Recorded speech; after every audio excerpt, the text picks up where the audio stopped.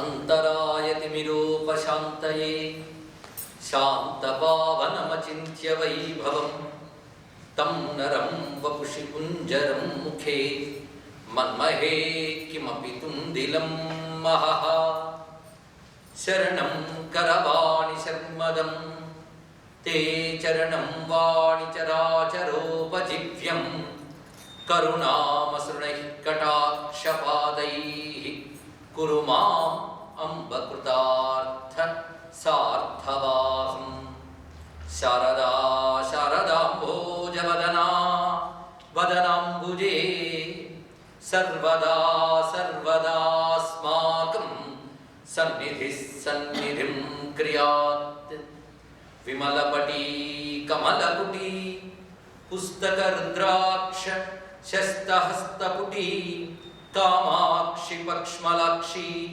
कलितविपञ्ची विभासि वैरिञ्ची वागर्थाविव सम्पृक्तौ वागर्थप्रतिपत्तये जगतः पितरौ वन्दे पार्वती परमेश्वरौ गुरवे सर्वलोकानां भिषजे भवरोगिणां निधये सर्वविद्यानां दक्षिणामूर्तये नमः।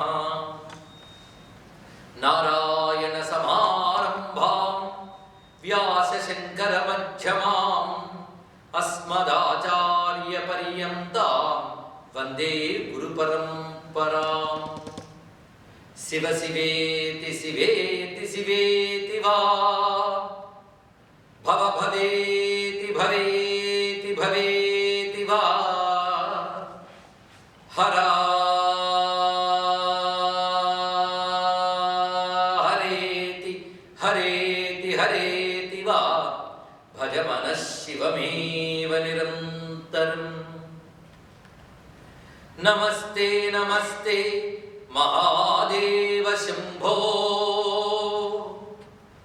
नमस्ते नमस्ते महादेव शंभो नमस्ते नमस्ते दयापूर्ण सिंधो नमस्ते नमस्ते प्रपन्नात्मबंधो नमस्ते नमस्ते नमस्ते महेशा। అందరం కలిసి ఒక్కసారి భగవన్ నామస్మరణ చేసుకుందాం। शिवाय गुरवे नमः शिवाय गुरवे नमः शिवाय गुरवे नमः शिवाय गुरवे नमः शिवाय गुरवे नमः शिवाय गुरवे नमः श्रीमात्रे नमः श्रीमात्रे नमः श्रीमात्रे नमः श्रीमात्रे नमः श्रीमात्रे नमः श्रीमात्रे श्री विष्णु रूपाय नमः शिवाय श्री विष्णु रूपाय नमः शिवाय श्री विष्णु रूपाय नमः शिवाय श्री विष्णु रूपाय नमः शिवाय श्री विष्णु रूपाय नमः शिवाय श्री विष्णु रूपाय नमः शिवाय। नमो महद्भ्यो ऋषिभ्यो गुरुभ्यो नमः। సాంబ సదాశివమయమైన ఈ సభా సదస్సుకి సరణీయ నమస్సులు సమర్పణ చేసుకుంటూ ఆత్మీయులైన అందరికీ కూడా శివానుగ్రహం కలగాలని ప్రార్థన చేసుకుంటూ ఆస్ట్రేలియా రావడం నాకు ఇది మొదటిసారి కాదు, అనేక పర్యాయాలు రావడం జరిగింది, కానీ ఎడలేడు ఎప్పుడు రావడం సంభవించలేదు. ఈసారి ఇక్కడికి రావడం జరిగింది. నాకు ఆశ్చర్యం కలిగించే విషయం ఏంటంటే ఒక మహాపర్వం నాడు ఇక్కడికి రప్పించడంలో శివుడు ఆంతర్యం ఏమిటో నాకు తెలియదు. సహృదయులైన ఆత్మీయులు చాలామంది ఇక్కడ ఉన్నారు. వీరి సమక్షంలో శివనామం గురించి శివతత్వం గురించి చెప్పుకుంటూ మనందరం కలిసి శివారాధన చేసుకోబోతున్నామనే భావం. ఎందుకంటే భగవద్ విషయం వినడం అంటే కాలక్షేపం కాదు, ఎప్పుడు కూడా అది విన్నవారికి చెప్పిన వారికి కూడా హితాన్ని కలిగిస్తుంది, భగవద్ అనుగ్రహాన్ని కలిగిస్తుంది. అందుకే మన పూజలు యజ్ఞాలు ఎలాంటివో భగవత్ కథని వినడం, భగవత్ విషయమును చర్చ చేసుకోవడం కూడా ఒక యజ్ఞం వంటిదే. దీన్ని జ్ఞాన యజ్ఞం అంటాం. ఇప్పుడు మనందరం కలిసి మహాశివరాత్రి పర్వదిన ప్రదోష కాలంలో శివారాధన చేసుకోబోతున్నాం, అంతే కదా. చెప్తూ నేను, వింటూ మీరు. అయితే శివతత్వం అంటే అంత సులభంగా చెప్పగలిగిందా? శివతత్వం చాలా అగాధమైనది.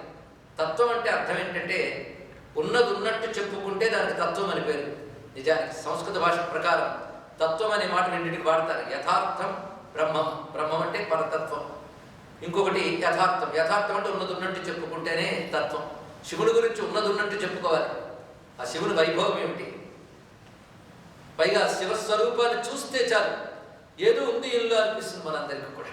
ఆ సర్పభూషణం, ఆ జటాధారుడు, 3 కళ్ళు, భస్మభూషణం, ఇవి చూస్తూ ఉంటే శివతత్వం అనేక రకాలుగా ఏదో ఒక అద్భుతమైన విషయాన్ని దాచుకుని ఉన్నది అని తెలుస్తూ ఉంటుంది. అంతేకాదు వైజ్ఞానికంగా ఎదిగినటువంటి ప్రస్తుత సమాజంలో వైజ్ఞానికంగా ఆలోచించే వాళ్ళని కూడా హిందూ మతంలో ఆకర్షిస్తున్న గొప్ప అంశం శివతత్వం. ఇదొకటి గమనించుకోవాల్సిన అంశం. ఈ మధ్యకాలంలో డేవిడ్ ఫ్రాలే అనేటువంటి ఒక పాశ్చాత్య మేధావి, అతను సంస్కృతం వేదాలు ఇత్యాది అధ్యయనం చేశాడు. అని ఒక పుస్తకాన్ని రాశాడు, Shiva the lord of yoga. ఇటీవల కొద్ది సంవత్సరాల క్రితం అది విడుదలైంది. అందులో శివతత్వాన్ని చాలా అద్భుతంగా భావన చేశాడు. అంతేకాకుండా విశేషించి స్విట్జర్లాండ్లో సెర్న్ అనే పేరుతో న్యూక్లియర్ రీసెర్చ్ సెంటర్ ఉంది. అక్కడ 2 విగ్రహాలు ఉన్నాయి. ఆ 2 విగ్రహాలు శివ నటరాజ విగ్రహాలు. దాని అధికారిని ఇది పెట్టడంలో మీ ఉద్దేశం ఏంటి, కేవలం ఆర్ట్ అనే ఉద్దేశంతో పెట్టినట్లయితే ప్రపంచంలో ఎన్నో ఉన్నాయి, దీన్నే ఎందుకు పెట్టారు అంటే ఆయన గొప్ప మాట చెప్పాడు. మా సైన్స్కి దగ్గరగా ఉంటూ మా సైన్స్ని డెపిక్ట్ చేసేటువంటి ఒకే ఒక్క విగ్రహం ఇది, అందుకే పెట్టుకున్నామని చెప్పాడు. ఇది మనం ఒక హిందువుగా గర్వించదగ్గ అంశం. శివతత్వంలో ఎన్నో రహస్యాలు ఉన్నాయని మనకు అర్థమవుతున్నది ఇక్కడ. అయితే శివతత్వం అనగానే సామాన్య హిందువుకి గుర్తుకొచ్చేది ఏమిటి, ఇది చెప్పుకోవాలి. సామాన్య హిందూ అంటే లేమ్యాన్ ఆఫ్ కామన్. అతను ఎక్కువ ఆలోచన చేయడు, ఏదో దేవుడు ఉన్నాడు నమ్ముతాడు, లేడేమో అని లోపల అనుకుంటూ ఉంటాడు. ఇలాంటి వాడు ఏదో పెద్దవాడు చెప్పారు కదా అని దండం పెడతాడు. వీళ్ళు ఏం చెప్తారంటే భగవంతుడు అంటే ఏంటంటే మాకు 3 దేవుళ్ళు ఉన్నారు. ఎవరు? Brahma, Vishnu, Shiva. Brahma god of creation, Vishnu construction, Shiva destruction. ఇది మనం అనుకుంటాం, పిల్లలుగా చెప్తాం. ఇలా కొన్ని పొరపాట్లు మనకు జరుగుతున్నాయి. కానీ అసలు సనాతన ధర్మం ప్రకారంగా శివుడు అంటే ఏమిటి అది చెప్పుకోవాలి. సనాతన ధర్మంకి ఆధార గ్రంథాలు, సోర్సెస్ ఏమిటి అంటే ముందుగా వేదం. వేదంలో భాగాలైన ఉపనిషత్తులు, ఆ తర్వాత మనకి పురాణములు, ధర్మశాస్త్రాలు, మంత్రశాస్త్రాలు. మొత్తం 4 చెప్పుకున్నాం ఇక్కడ. వేదములు, పురాణములు, ధర్మశాస్త్రాలు, మంత్రశాస్త్రాలు, మొత్తం 4. 4 అంటే 4 పుస్తకాలు కాదండి, ఒక్కొక్కలో మరి చాలా ఉన్నాయి. వేదములు కానీ ఋగ్వేద, యజుర్వేద, సామవేద, అథర్వణ వేదములు, ఇంకా దానిలో బోలుడు శాఖలు ఉన్నాయి, ఉపనిషత్తులు ఉన్నాయి, చాలా ఉన్నాయి. పురాణములు అంటే 18 మహాపురాణాలు ఉన్నాయి, 18 ఉపపురాణములు ఉన్నాయి. ధర్మశాస్త్రాల లెక్కలేనున్న మనకి వాటికి లెక్క చెప్పలు. మనుస్మృతి, పరాశర స్మృతి, యాజ్ఞవల్క్య స్మృతి, నారద స్మృతి, పిప్పలాద స్మృతి. పేర్లు చూస్తూనే ఓహో హిందూ ధర్మంలో ఇంత జ్ఞానం ఉందా అనిపిస్తే చాలు. ఆ తర్వాత మంత్రశాస్త్రాలు, అవి చాలా అనంతమైన మంత్రశాస్త్రాలు అనుకున్నాయి, లెక్కలేనన్ని. వీటిని ఆగమాలు అంటారు. శైవాగమాలు 108 ఉన్నాయి. అలాగే వైష్ణవాగమాలు కూడా కోకొల్లలు. ఇక శాక్తేయ ఆగమాలు అమ్మవారికి సంబంధించినవి, గణపతికి సంబంధించినవి, సూర్య భగవానికి సంబంధించినవి, ఇవన్నీ చాలా చాలా మనకు కనబడుతున్నాయి. వీటన్నిటికీ కలుపుకొని మన సనాతన ధర్మం లేదా హిందూ ధర్మం పేరు పెట్టుకుంటాం. అంటే వీటిలో ఒకదాని అనుబంధం ఉంది, దేనికది విడివిడిగా కాదు. ఈ మొత్తం అన్నిటి సారంగా మనం ఇవాళ శివతత్వం చెప్పుకోవడానికి ప్రయత్నిస్తున్నాం. చెప్పడం అంత సులభం కాదు, గ్రహించడం అంతకంటే సులభం కాదు. కానీ సమయాన్ని సద్వినియోగం చేసుకుంటూ ఆ శివానుగ్రహం వల్లనే మనం చెప్పుకోగలగాలి. ఇక్కడ అసలు శివ అనే మాట వింటేనే తెలిసే అర్థం ఏంటంటే శివం అంటే శుభం అని అర్థం. ఇక్కడ శివుడు అంటే శుభస్వరూపుడు ప్రధానంగా. అలాగే శివశబ్దానికి అనేక లోతైన అర్థాలు ఉన్నాయి. శివ అంటే శుద్ధం, శివ అంటే శాంతం, శివ అంటే క్షేమం, శివ అంటే మోక్షం. ఇది ప్రధానమైన అర్థాలు నిఘంటు పరంగా మనకు దొరికేవి. శుభము, క్షేమము, శాంతము, శుద్ధము, మోక్షము, ఇన్ని ఒక్క శివ అనే నామానికి అర్థాలు. దీన్ని బట్టి శివుడు అంటే శుభస్వరూపుడు, క్షేమస్వరూపుడు, మంగళస్వరూపుడు, అదేవిధంగా శుద్ధమైన వాడు, శాంతమైన వాడు. అంతేగాని శివ అనగా రూపం కాదు, నామానికి అర్థం చూడండి ఎంత అద్భుతమైనటువంటి విషయాన్ని మనం చెప్తున్నది. అందుకే శివ అంటే ఏ మాలిన్యము లేని శుద్ధమైన వాడు, ది ప్యూరెస్ట్ అని అర్థం. అటువంటి శుద్ధమైన శివతత్వం. అలా శివ అని శివతత్వం భావన చేస్తే ఏమొస్తుంది మనకి? ఇందులో చెప్పినవన్నీ వస్తాయి. ఇందులో ఏం చెప్పాడు? శుభం చెప్పాడు, క్షేమం చెప్పాడు, మంగళం చెప్పాడు, శాంతం చెప్పాడు, శుద్ధత చెప్పాడు. ఇవన్నీ ఇవ్వగలిగే శక్తి శివనామానికి ఉన్నది. అలాగే శివునికి ఒక్క పేరే కాదు, ఇంకా చాలా ఉన్నాయి. ఒక్కొక్క దేవతకి చాలా పేర్లు ఉంటూ ఉంటాయి. శివ సహస్రనామాలు కూడా ఉన్నాయి. శివ సహస్రనామాలు 10 దాకా ఉన్నాయండి పురాణాల్లో. మహాభారతంలో 2 శివసహస్రనామాలు ఉన్నాయి. అవి కాకుండా శివపురాణంలో ఒకటి ఉన్నది, బ్రహ్మాండ పురాణం ఉంది, పద్మ పురాణం ఉంది, స్కాంద పురాణం ఉంది, చాలా చోట్ల. ఆ మధ్య ఒక ఆయన రీసెర్చ్ చేసి 10,000 శివసహస్రనామాలు తెచ్చాడు. మరి 10 శివసహస్రనామాలు ఉంటే 10,000గా. ఇలాగా శివుడి యొక్క తత్వం అనంతంగా చెప్పబడుతూ పురాణాదుల యందు ఉన్నది, వేదాల యందు కూడా ఉన్నది. అసలు మన సనాతన ధర్మంలో శివుడని, బ్రహ్మ అని, విష్ణువని, ఇంద్రుడని చాలా మంది దేవతలు ఉంటారు. ఇది సనాతన ధర్మంలో ఉంటారని చెప్పడానికి లేదు. వీళ్ళు ఎప్పుడు విశ్వంలో ఈ దేవతలు ఉంటారు. హిందువులు వాళ్ళని తపస్సుతో దర్శించారు. అంతేగాని హిందువులకు మాత్రమే ఎక్కువ దేవుళ్ళు అనుకుంటే అజ్ఞానం అండి. ఎక్కువ దేవుళ్ళు ఉన్నారు, వాళ్ళు హిందువులే తెలుసుకుని మనకు అందించారు. నిజానికి ఇందరి దేవుళ్ళు కనబడుతున్నా హిందూ మతంలో ఒక అందమైన భావం ఉంది. మన నిత్య అనుభవంలో ఉన్న మాటల నుంచి తీసుకుందాం. దేవతలు అని పేరు విన్నారు కానీ ఈశ్వరులు అని ఎప్పుడైనా బహువచనం విన్నారా మీరు? ఈశ్వరుడు అంటాం, దేవతలు అంటాం. దేవతలు బహువచనం, ఈశ్వరుడు ఏకవచనం. ఇది ఒక్కటి తెలుసుకుంటే మన సంస్కృతికి ఒకడే ఈశ్వరుడు. ఏకేశ్వర ఉపాసకులు హిందువులు, ఉన్నవాడు ఒకడే ఈశ్వరుడు. ఈశ్వరుడు ఒకడే అయినప్పటికీ కూడా ఈ అనంత విశ్వాన్ని ఒకేలా నడపడట్లేదు, అనేక విధాలుగా నడుపుతున్నాడు. ఇక్కడ నేను ఒక్కడే అయినా కాలి చెయ్యి, కాలు, చెయ్యి, కన్ను, ముక్కు అంటే వివిధ ఇంద్రియాలు లేవా? దేని శక్తి దానిదే. శక్తి బదలాయింపు కూడా జరగదు. ఏ ఇంద్రియ శక్తి దానిదే. నేను ఒక్కడినైనా నాకు అనేక శక్తులు ఉన్నట్టు ఈశ్వరుడు ఒక్కడైనా ఆయనకు అనేక శక్తులు ఉంటాయి. ఆ శక్తుల్నే దేవతలు అంటారు. ఈ శక్తులను ఎవడుకున్నాయో వాడు ఈశ్వరుడు అంటారు. ఇంత సులభంగా ఉంటుంది సనాతన ధర్మం. ఆ ఈశ్వరుడికి అనేక పేర్లు, అతను చేసే పనులు బట్టి, అతను కూడా స్వభావం బట్టి. ఆ ఈశ్వరుడు ఎలా ఉంటాడు అంటే ఆయనకు నామరూపాలు లేవని కూడా మన సంస్కృతి చెప్తుందండి. హిందూ మతంలో ఉన్న పరిపూర్ణత ఏమిటంటే భగవంతుడికి నామరూపాలు లేవని చెప్తుంది హిందూ మతం. భగవంతుడికి 1000 నామాలు 1000 రూపాయలు చెప్తుంది కూడా హిందూ మతం. మనం చదువుకునే లలితా శాస్త్రంలోనే నిరాకార, నిరాకుల అంటాం. దాని ముందు అమ్మవారి ఆకారం ఎంత వర్ణించుకున్నాం? చంపకాశోక పున్నాక సౌగంధి కలసత్కచ అంటూ బోరుడంత ఆకారం వర్ణించి మళ్ళీ ఏం చెప్తున్నాడు? నిరాకార అంటున్నాడు. కొన్ని మరో పుస్తకంలో చెప్పలేదు, అక్కడే చెప్పాడు. కానీ భగవంతుడికి ఆకారం లేదు అని చెప్తూనే అనేక ఆకారములు కలవాడు అంటున్నాం.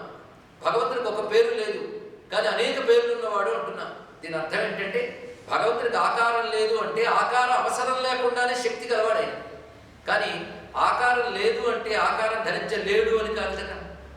ఆయన సర్వశక్తిమంతుడు కనుక భక్తులను అనుగ్రహించడం కోసం అనేక ఆకారాలు ధరిస్తూ ఉంటాడు. కానీ ఒక్క ఈశ్వరుడే అనేక దేవతలుగా వ్యక్తమవుతుంటాడు. ఒక్కొక్క దేవతకి ఒక్కొక్క శక్తి ఉంటుంది. ఈ సర్వదేవతలకు మూలమైన ఈశ్వరుడు అంతటా వ్యాపించి ఉన్నాడు కనుక ఆయనకు విష్ణువు అని పేరు. విష్ణు అంటే అంతా వ్యాపించిన వాడు అర్థం. అదేవిధంగా ఆయన అందరికంటే పెద్దవాడు కనుక, గొప్పవాడు కనుక బ్రహ్మ అంటారు. బ్రహ్మశబ్దానికి అర్థం పెద్దవాడు, గొప్పవాడు. పదాలకు అర్థం తెలుసుకోవాలి. విష్ణు అంటే వ్యాపించిన వాడు. ఆయన శుభమైన వాడు, శుద్ధమైన వాడు కనుక శివ. కనుక బ్రహ్మ, విష్ణు, శివ అనే 3 కూడా ఒకే పరమేశ్వరుని యొక్క పేరు. అయితే ఇందులో 3 పేర్లు ఆయనకున్నప్పుడు 3ఇంట్లో ఏది పట్టుకున్న ఒకడే ఈశ్వరుడు కదా. కనుక ఆయన విష్ణువు అని పట్టుకున్న వాళ్ళకి విష్ణువే ఈశ్వరుడు అనిపిస్తుంది. ఆయన శివ అని పట్టుకున్న వాడికి శివుడే ఈశ్వరుడు అనిపిస్తుంది. అలాగా వారి మనస్సుకు బట్టి ఒకటి శివ రూపంతో ఇష్టం, ఒకటి విష్ణు రూపంతో ఇష్టం. ఎవడు ఏ రూపంతో పూజించినా ఈశ్వరుడు ఒక్కడే. ఇది హిందూ ధర్మంలో ప్రాథమికంగా తెలుసుకోవాల్సిన అంశం. అలాంటి ఆ ఈశ్వర తత్వాన్ని వేదం బహువిధాలుగా భావన చేసింది. శివుడు అనగానే మనకి రకరకాల రూపాలు కనబడతాయి. అలాగే ఏ రూపం లేని తత్వం కూడా గోచరిస్తుంది. శివుడికి ఏ రూపము లేదు అని చెప్పడానికి ప్రధానంగా మనం చేస్తున్న ఆరాధనలో లింగమే పెద్ద తార్కాణం. శివుడిని లింగ రూపంలో మనం పూజిస్తాం. శివుడిని లింగ రూపంలో ఎందుకు పూజిస్తాం? ఇప్పుడు శివారాధన అనగానే ప్రతివాడికి శివలింగారాధనే. మీరు భారతదేశంలో కానీ ఎక్కడైనా శివక్షేత్రానికి వెళ్తే కనబడే శివలింగమే. శివలింగాన్ని ఎందుకు ఆరాధిస్తాం? దీని గురించి స్పష్టంగా చదువుకున్న వాళ్ళు, తెలిసిన వాళ్ళు తగ్గిపోతున్నారు హిందూ ధర్మంలో. ఆఖరికి మన మతాన్ని అవమానించాలని పాశ్చాత్యులు నోటుకొచ్చినట్టు రాసిన వ్రాతలే శరణ్యాలయం. ఇప్పుడు స్వామి వివేకానంద లాంటి వాళ్ళు వాళ్ళ కళ్ళు తెరిపించారు. కానీ ఇంకా మన వాళ్ళ కళ్ళు ఇంకా చాలా తెరవాలి. శివుడిని లింగ రూపంలో ఎందుకు పూజిస్తారు? దగ్గర నుంచి మొదలు పెడతాం మనం. భగవంతుడికి ఏ ఆకారము లేదు, నామరూపాలకు అతీతుడు, ఆది మధ్య అంతము లేనివాడు. ఈ భావానికంతటికి సంకేతం లింగం. కనుక లింగం అంటే నామరూప రహితమైన ఒక తత్వానికి సంకేతం. ఎందుకంటే కాళ్ళు, కళ్ళు, చేతులు, ముక్కు అవే ఉండవు. నిరాకారమైన ఒకనొక తత్వం. అది ఎంత ఉంటుంది అంటే అనంతం. ఆది మధ్యాంతరహితం అంటే ఆది మధ్య అంతము లేదు. ఈ అనంతానికి సంకేతమే వర్తులాకారం, వృత్తాకారం దానికి సంకేతం. అది శివలింగం వృత్తాకారంలో ఉంటుంది ఎప్పుడైనా. ఎందువల్ల అంటే ఆది మధ్యాంతరహితమైనటువంటి తత్వం. అది మనకి ఒక గుర్తు చేసుకోవడం కోసం మనం లింగాన్ని పెట్టుకున్నాం. కనుక లింగం అనే మాట గుర్తు అని అర్థం. దేన్ని గుర్తు చేస్తుంది? పరమాత్మను గుర్తు చేస్తుంది. ఎవడి సర్వవ్యాపకమై ఉన్నాడో, ఎవడి సర్వశక్తిమంతుడై ఉన్నాడో ఆయన మనం గుర్తు చేసుకుంటున్న లింగాకారం. కానీ లింగం అంటే గుర్తు అని నిఘంటువులకు అర్థం. ఇంకొక అర్థం ఉంది. లింగం అంటే విశేషమైన అర్థాన్ని చెప్తోంది శాస్త్రం. ఏమని? లీయమానమిదం సర్వం బ్రహ్మణ్యేవ లీయతే అని అర్థాన్ని చెప్పారు. ఏది లీనమై ఉంటుందో, దేని యందు అన్ని లీనమై ఉంటాయో అది లింగం. లీనం నుంచి లింగం అనే శబ్దం ఉత్పన్నమైందట. ఇప్పుడు లీనం అంటే ఏంటో కొంచెం అర్థం చేసుకుందాం మనం. ఒక సముద్రంలో కెరటాలు ఉంటాయి. ఈ కెరటాలు దేనిలో ఉన్నాయి? సముద్రంలో ఉన్నాయి. అంటే కెరటాలు సముద్రంలో లీనమై ఉన్నాయి, బయట లేవు. కెరటాల్లో ఏమిటి లీనమై ఉంది? సముద్రమే లీనమైంది. అంటే కెరటాలు నీటిలోనే లీనమై ఉన్నాయి, కెరటాలలో నీరు లీనమై ఉంది. కనుక నీరులో కెరటాలు, కెరటాల్లో నీరు, అంతే కదా. అలాగా ఎన్నో కెరటాలున్న సముద్రం ఒకటే కదా. అదేవిధంగా సృష్టిలో దేవతలు మొదలుకొని పశుపక్షి క్రిమికీటకాల వరకు గొప్ప జీవులు, అల్పజీవులు, మధ్యజీవులు రకరకాలు ఉంటారు. కెరటాలు ఎన్నో రకాలు ఉంటాయి. చిన్న కెరటం, పెద్ద కెరటం, కానీ వాటన్నింటిలో ఒకే సముద్రం ఉంటుంది. అలాగే ఎందరు జీవులున్నా వాళ్ళందరూ ఒక మహాశక్తిని, ఒక మహా చైతన్యాన్ని ఆధారం చేసుకుని ఉన్నారు. కెరటాలు సముద్రాన్ని ఆధారం చేసుకున్నట్లు సర్వ జీవులు ఒకనొక మహాశక్తిని ఆధారం చేసుకున్నారు. దానికి చైతన్యం అని పేరు. అంతేకాదు ఆ చైతన్యంలో మనమందరం ఉంటే మనలో ఆ చైతన్యం ఉంది. కనుక చైతన్యం ఎక్కడుంది అంటే ఎక్కడ లేదు అని సమాధానం చెప్పాలి. ఎక్కడున్నాడురా అంటే ఎక్కడ లేడురా నాన్న అన్నాడు ఒక ఆయన. అన్నవాడు ప్రహ్లాదుడు అడిగిన వాడు హిరణ్యకశిపుడు. కనుక ఎక్కడ లేదది ఆ చైతన్యం అంతటా ఉంది. అంతటా ఉన్నప్పుడు అది లీనమై ఉంది. అందులో అన్ని లీనమై ఉన్నాయి. అది అన్నిట్లో లీనమైనది, అన్ని తనలో లీనం చేసుకునేది ఏదో దాన్ని లింగం అంటారు. కనుక లింగం అనగా ఇంత భావన. ఇవాళ చాలా చోట్ల రుద్రాభిషేకాలు జరుగుతూ ఉంటాయి. అంతేకాదు కొంతమంది నేను రుద్రాభిషేకానికి అటెండ్ అవ్వాలి కనుక ప్రవచనానికి రాలేను అన్నవాడు కూడా ఉండవచ్చు ఇక్కడ, నాకు తెలియదు. కానీ రుద్రాభిషేకం జరిగేటప్పుడు ధ్యాన శ్లోకం ఏమిటో చూడాలి. మన అన్ని కర్తవులకి అటెండ్ అవుతాం కానీ అక్కడ ఏం జరుగుతుందో తెలియదు. ఒక్కడు తెలుసు, పుణ్యం వచ్చేస్తుంది, వస్తుంది, సందేహం లేదు. కానీ ఏం జరుగుతుందో తెలిసి చేసామనుకోండి ఎక్కువ పుణ్యం వస్తుంది. మనం తెలుసుకునే ప్రయత్నం చేద్దాం. ఆ శివుణ్ణి ధ్యానం చేసేటప్పుడు లింగం మీద పిలవదలమో ఏదో పెడుతూ ఒక అత్యద్భుతమైన ధ్యాన శ్లోకం చదువుతారు. ఆపాతాళ నభస్థలాంత భువన బ్రహ్మాండ మా విస్ఫుర జ్యోతి స్ఫాటిక లింగ మౌలి విలసత్ పూర్ణేందు వార్తామృతై అస్తోకాప్లుతమేకమీశమనిషం రుద్రానువాకా జపన్ ధ్యాయే దీక్షిత సిద్ధయే ధ్రువపదం విప్రో వృషించే శివం. ఇది ధ్యాన శ్లోకం. ధ్యాన శ్లోకం అంటే నువ్వు ఎవరిని ఇందులో ఆరాధిస్తున్నావో మనస్సులో ఒక్కసారి ధ్యానించు. ఆ ధ్యానిస్తున్న స్వామిని మంత్రంతో ఇందులో ఆవాహన చేయి. ఆవాహన చేసిన తర్వాత పూజ. మన పూజల్లో ధ్యానం, ఆవాహన రెండు ఉంటాయి కదా. ఇందులో మనం ధ్యానిస్తున్నది ఎవరిని? నీ ఎదురుగా నువ్వు ఒక బొట్టన వేలంత శివలింగమో అరచేయంత శివలింగమో పెట్టుకున్నా నువ్వు ధ్యానిస్తున్న శివలింగం ఏమిటో ఈ శ్లోకంలో అద్భుతమైన భావన చూపిస్తున్నాడు. ఆపాతాళ నభస్థలాంత. ఆపాతాళ అంటే మన కంటికి కనబడని అధోలోకాలతో మొదలు పెట్టుకుని మన కంటితో చూడలేని ఆకాశానికి ఆవల వరకు కూడా మొత్తం వ్యాపించిపోయి ఉన్నటువంటి ఒక జ్యోతిర్మయమైన స్ఫటికలింగాన్ని నేను ఆరాధిస్తున్నాను అన్నాడు. అంటే దీని అర్థం జ్యోతి అంటే పెద్ద వెలుగని, స్ఫటికం అంటే క్రిస్టల్ అని చెప్పుకోవడం కాదు. జ్యోతి అనే మాటకి శక్తి, చైతన్యం, ఇదే అర్థం. ఇక్కడ ఏ జ్యోతి వెళ్ళిపోతే అన్ని శవప్రాయమైపోతాయో ఆ జ్యోతి శివం, అదే చైతన్యం అని చెప్పారు. కానీ జ్యోతి అనగా చైతన్యం. స్ఫటికం అని ఎందుకు పేరు పెట్టారంటే భగవంతుడు అన్నింటిలో ఉన్న, అన్ని భగవంతుడిలో ఉన్న ఈ ఉన్న వాటి వికారాలు ఆయనకు అంటవు అని చెప్పడానికి ఇక్కడ. అందుకు స్ఫటికం క్రిస్టల్, అది ప్యూరిటీ. కానీ భగవంతుడి వల్ల సృష్టి అంతా నడుస్తుంది. కానీ సృష్టిలో ఆయా జీవుల దోషాలు కానీ సుఖదుఖాలు కానీ ఆయనకు అంటవు. అన్నింటిలో ఉన్న అన్నిటికీ అంటాడు ఆయన. ఇది ఎలా అంటే ఒక కడవడి నీళ్లలో సూర్యబింబం పడితే ఆ నీరు సూర్యుడికి అంటదు, కానీ సూర్యుని యొక్క వెలుగు వేడి ఆ నీటికి అంటుతాయి. అలాగే భగవంతుడి శక్తి మనందరం పొందుతాం, ఆ శక్తితో పనిచేస్తాం, కానీ ఎవడు గుణదోషాలు వాడివి. అందుకని స్ఫటికం అని చెప్పడంలో ఇంత ఉద్దేశం. జ్యోతి స్ఫాటికలింగం. ఆయన పని ఏమిటంటే సృష్టికంతుడికి శక్తిని, చైతన్యం ఇవ్వడమే ఆయన పని. కనుక అనంతమైన ఒక చైతన్య స్వరూపాన్ని ఆ శ్లోకంలో మనం ధ్యానిస్తున్నాం. పైగా ఎలా ధ్యానిస్తున్నామంటే అమృతంతో తడిసిపోతున్న చైతన్యం అన్నారు. అక్కడ అమృతం అంటే మరేంటో కాదు, శక్తి. ఆ శక్తితో ఉన్నటువంటి వాడు, శక్తివంతుడైనటువంటి వాడు అని ఆ లింగాన్ని మనం ధ్యానిస్తున్నాం. ఇటువంటి శివలింగ ధ్యానంలో లింగ శబ్దానికి అర్థం తెలుసుకున్నాం. అదేవిధంగా శివలింగం అనగా విశ్వమంతా వ్యాపించిన ఒక మహాచైతన్యమే అని గ్రహించాం. అటువంటి నిరాకార స్వరూపాన్ని బ్రహ్మజ్యోతి అన్నారు. ఇక్కడ బ్రహ్మజ్యోతి, బ్రహ్మము అంటే మన వేదాంత సాహిత్య ప్రకారం బృహత్వాత్ బ్రహ్మణత్వాత్ బ్రహ్మ అంటే అన్నిటికంటే పెద్దది, అంతటా వ్యాపించి ఉన్నది అని అర్థం. అటువంటి బ్రహ్మము చైతన్యమూర్తి కనుక బ్రహ్మజ్యోతి.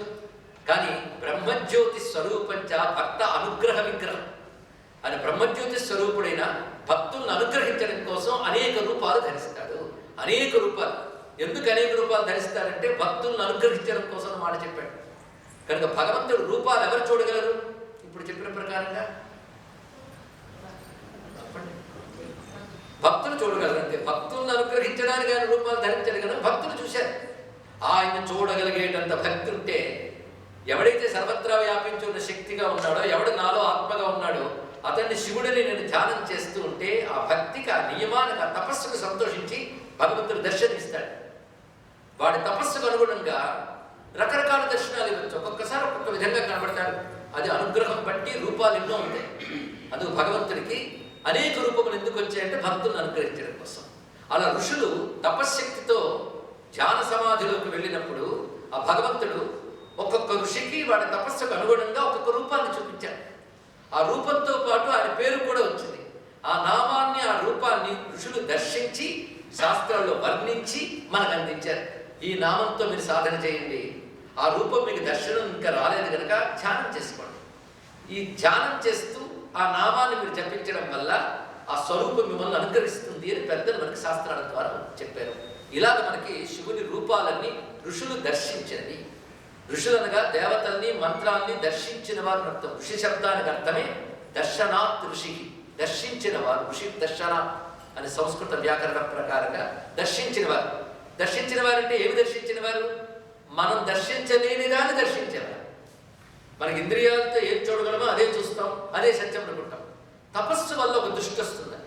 ఆ దృష్టి ఇంద్రియాలకు అతీతమైన ఒక శక్తిని దర్శించేటట్లు చేస్తుంది. అలాంటి తపస్సుతో వికసించిన దృష్టి కలిగిన వారిని ఋషులు అంటారు.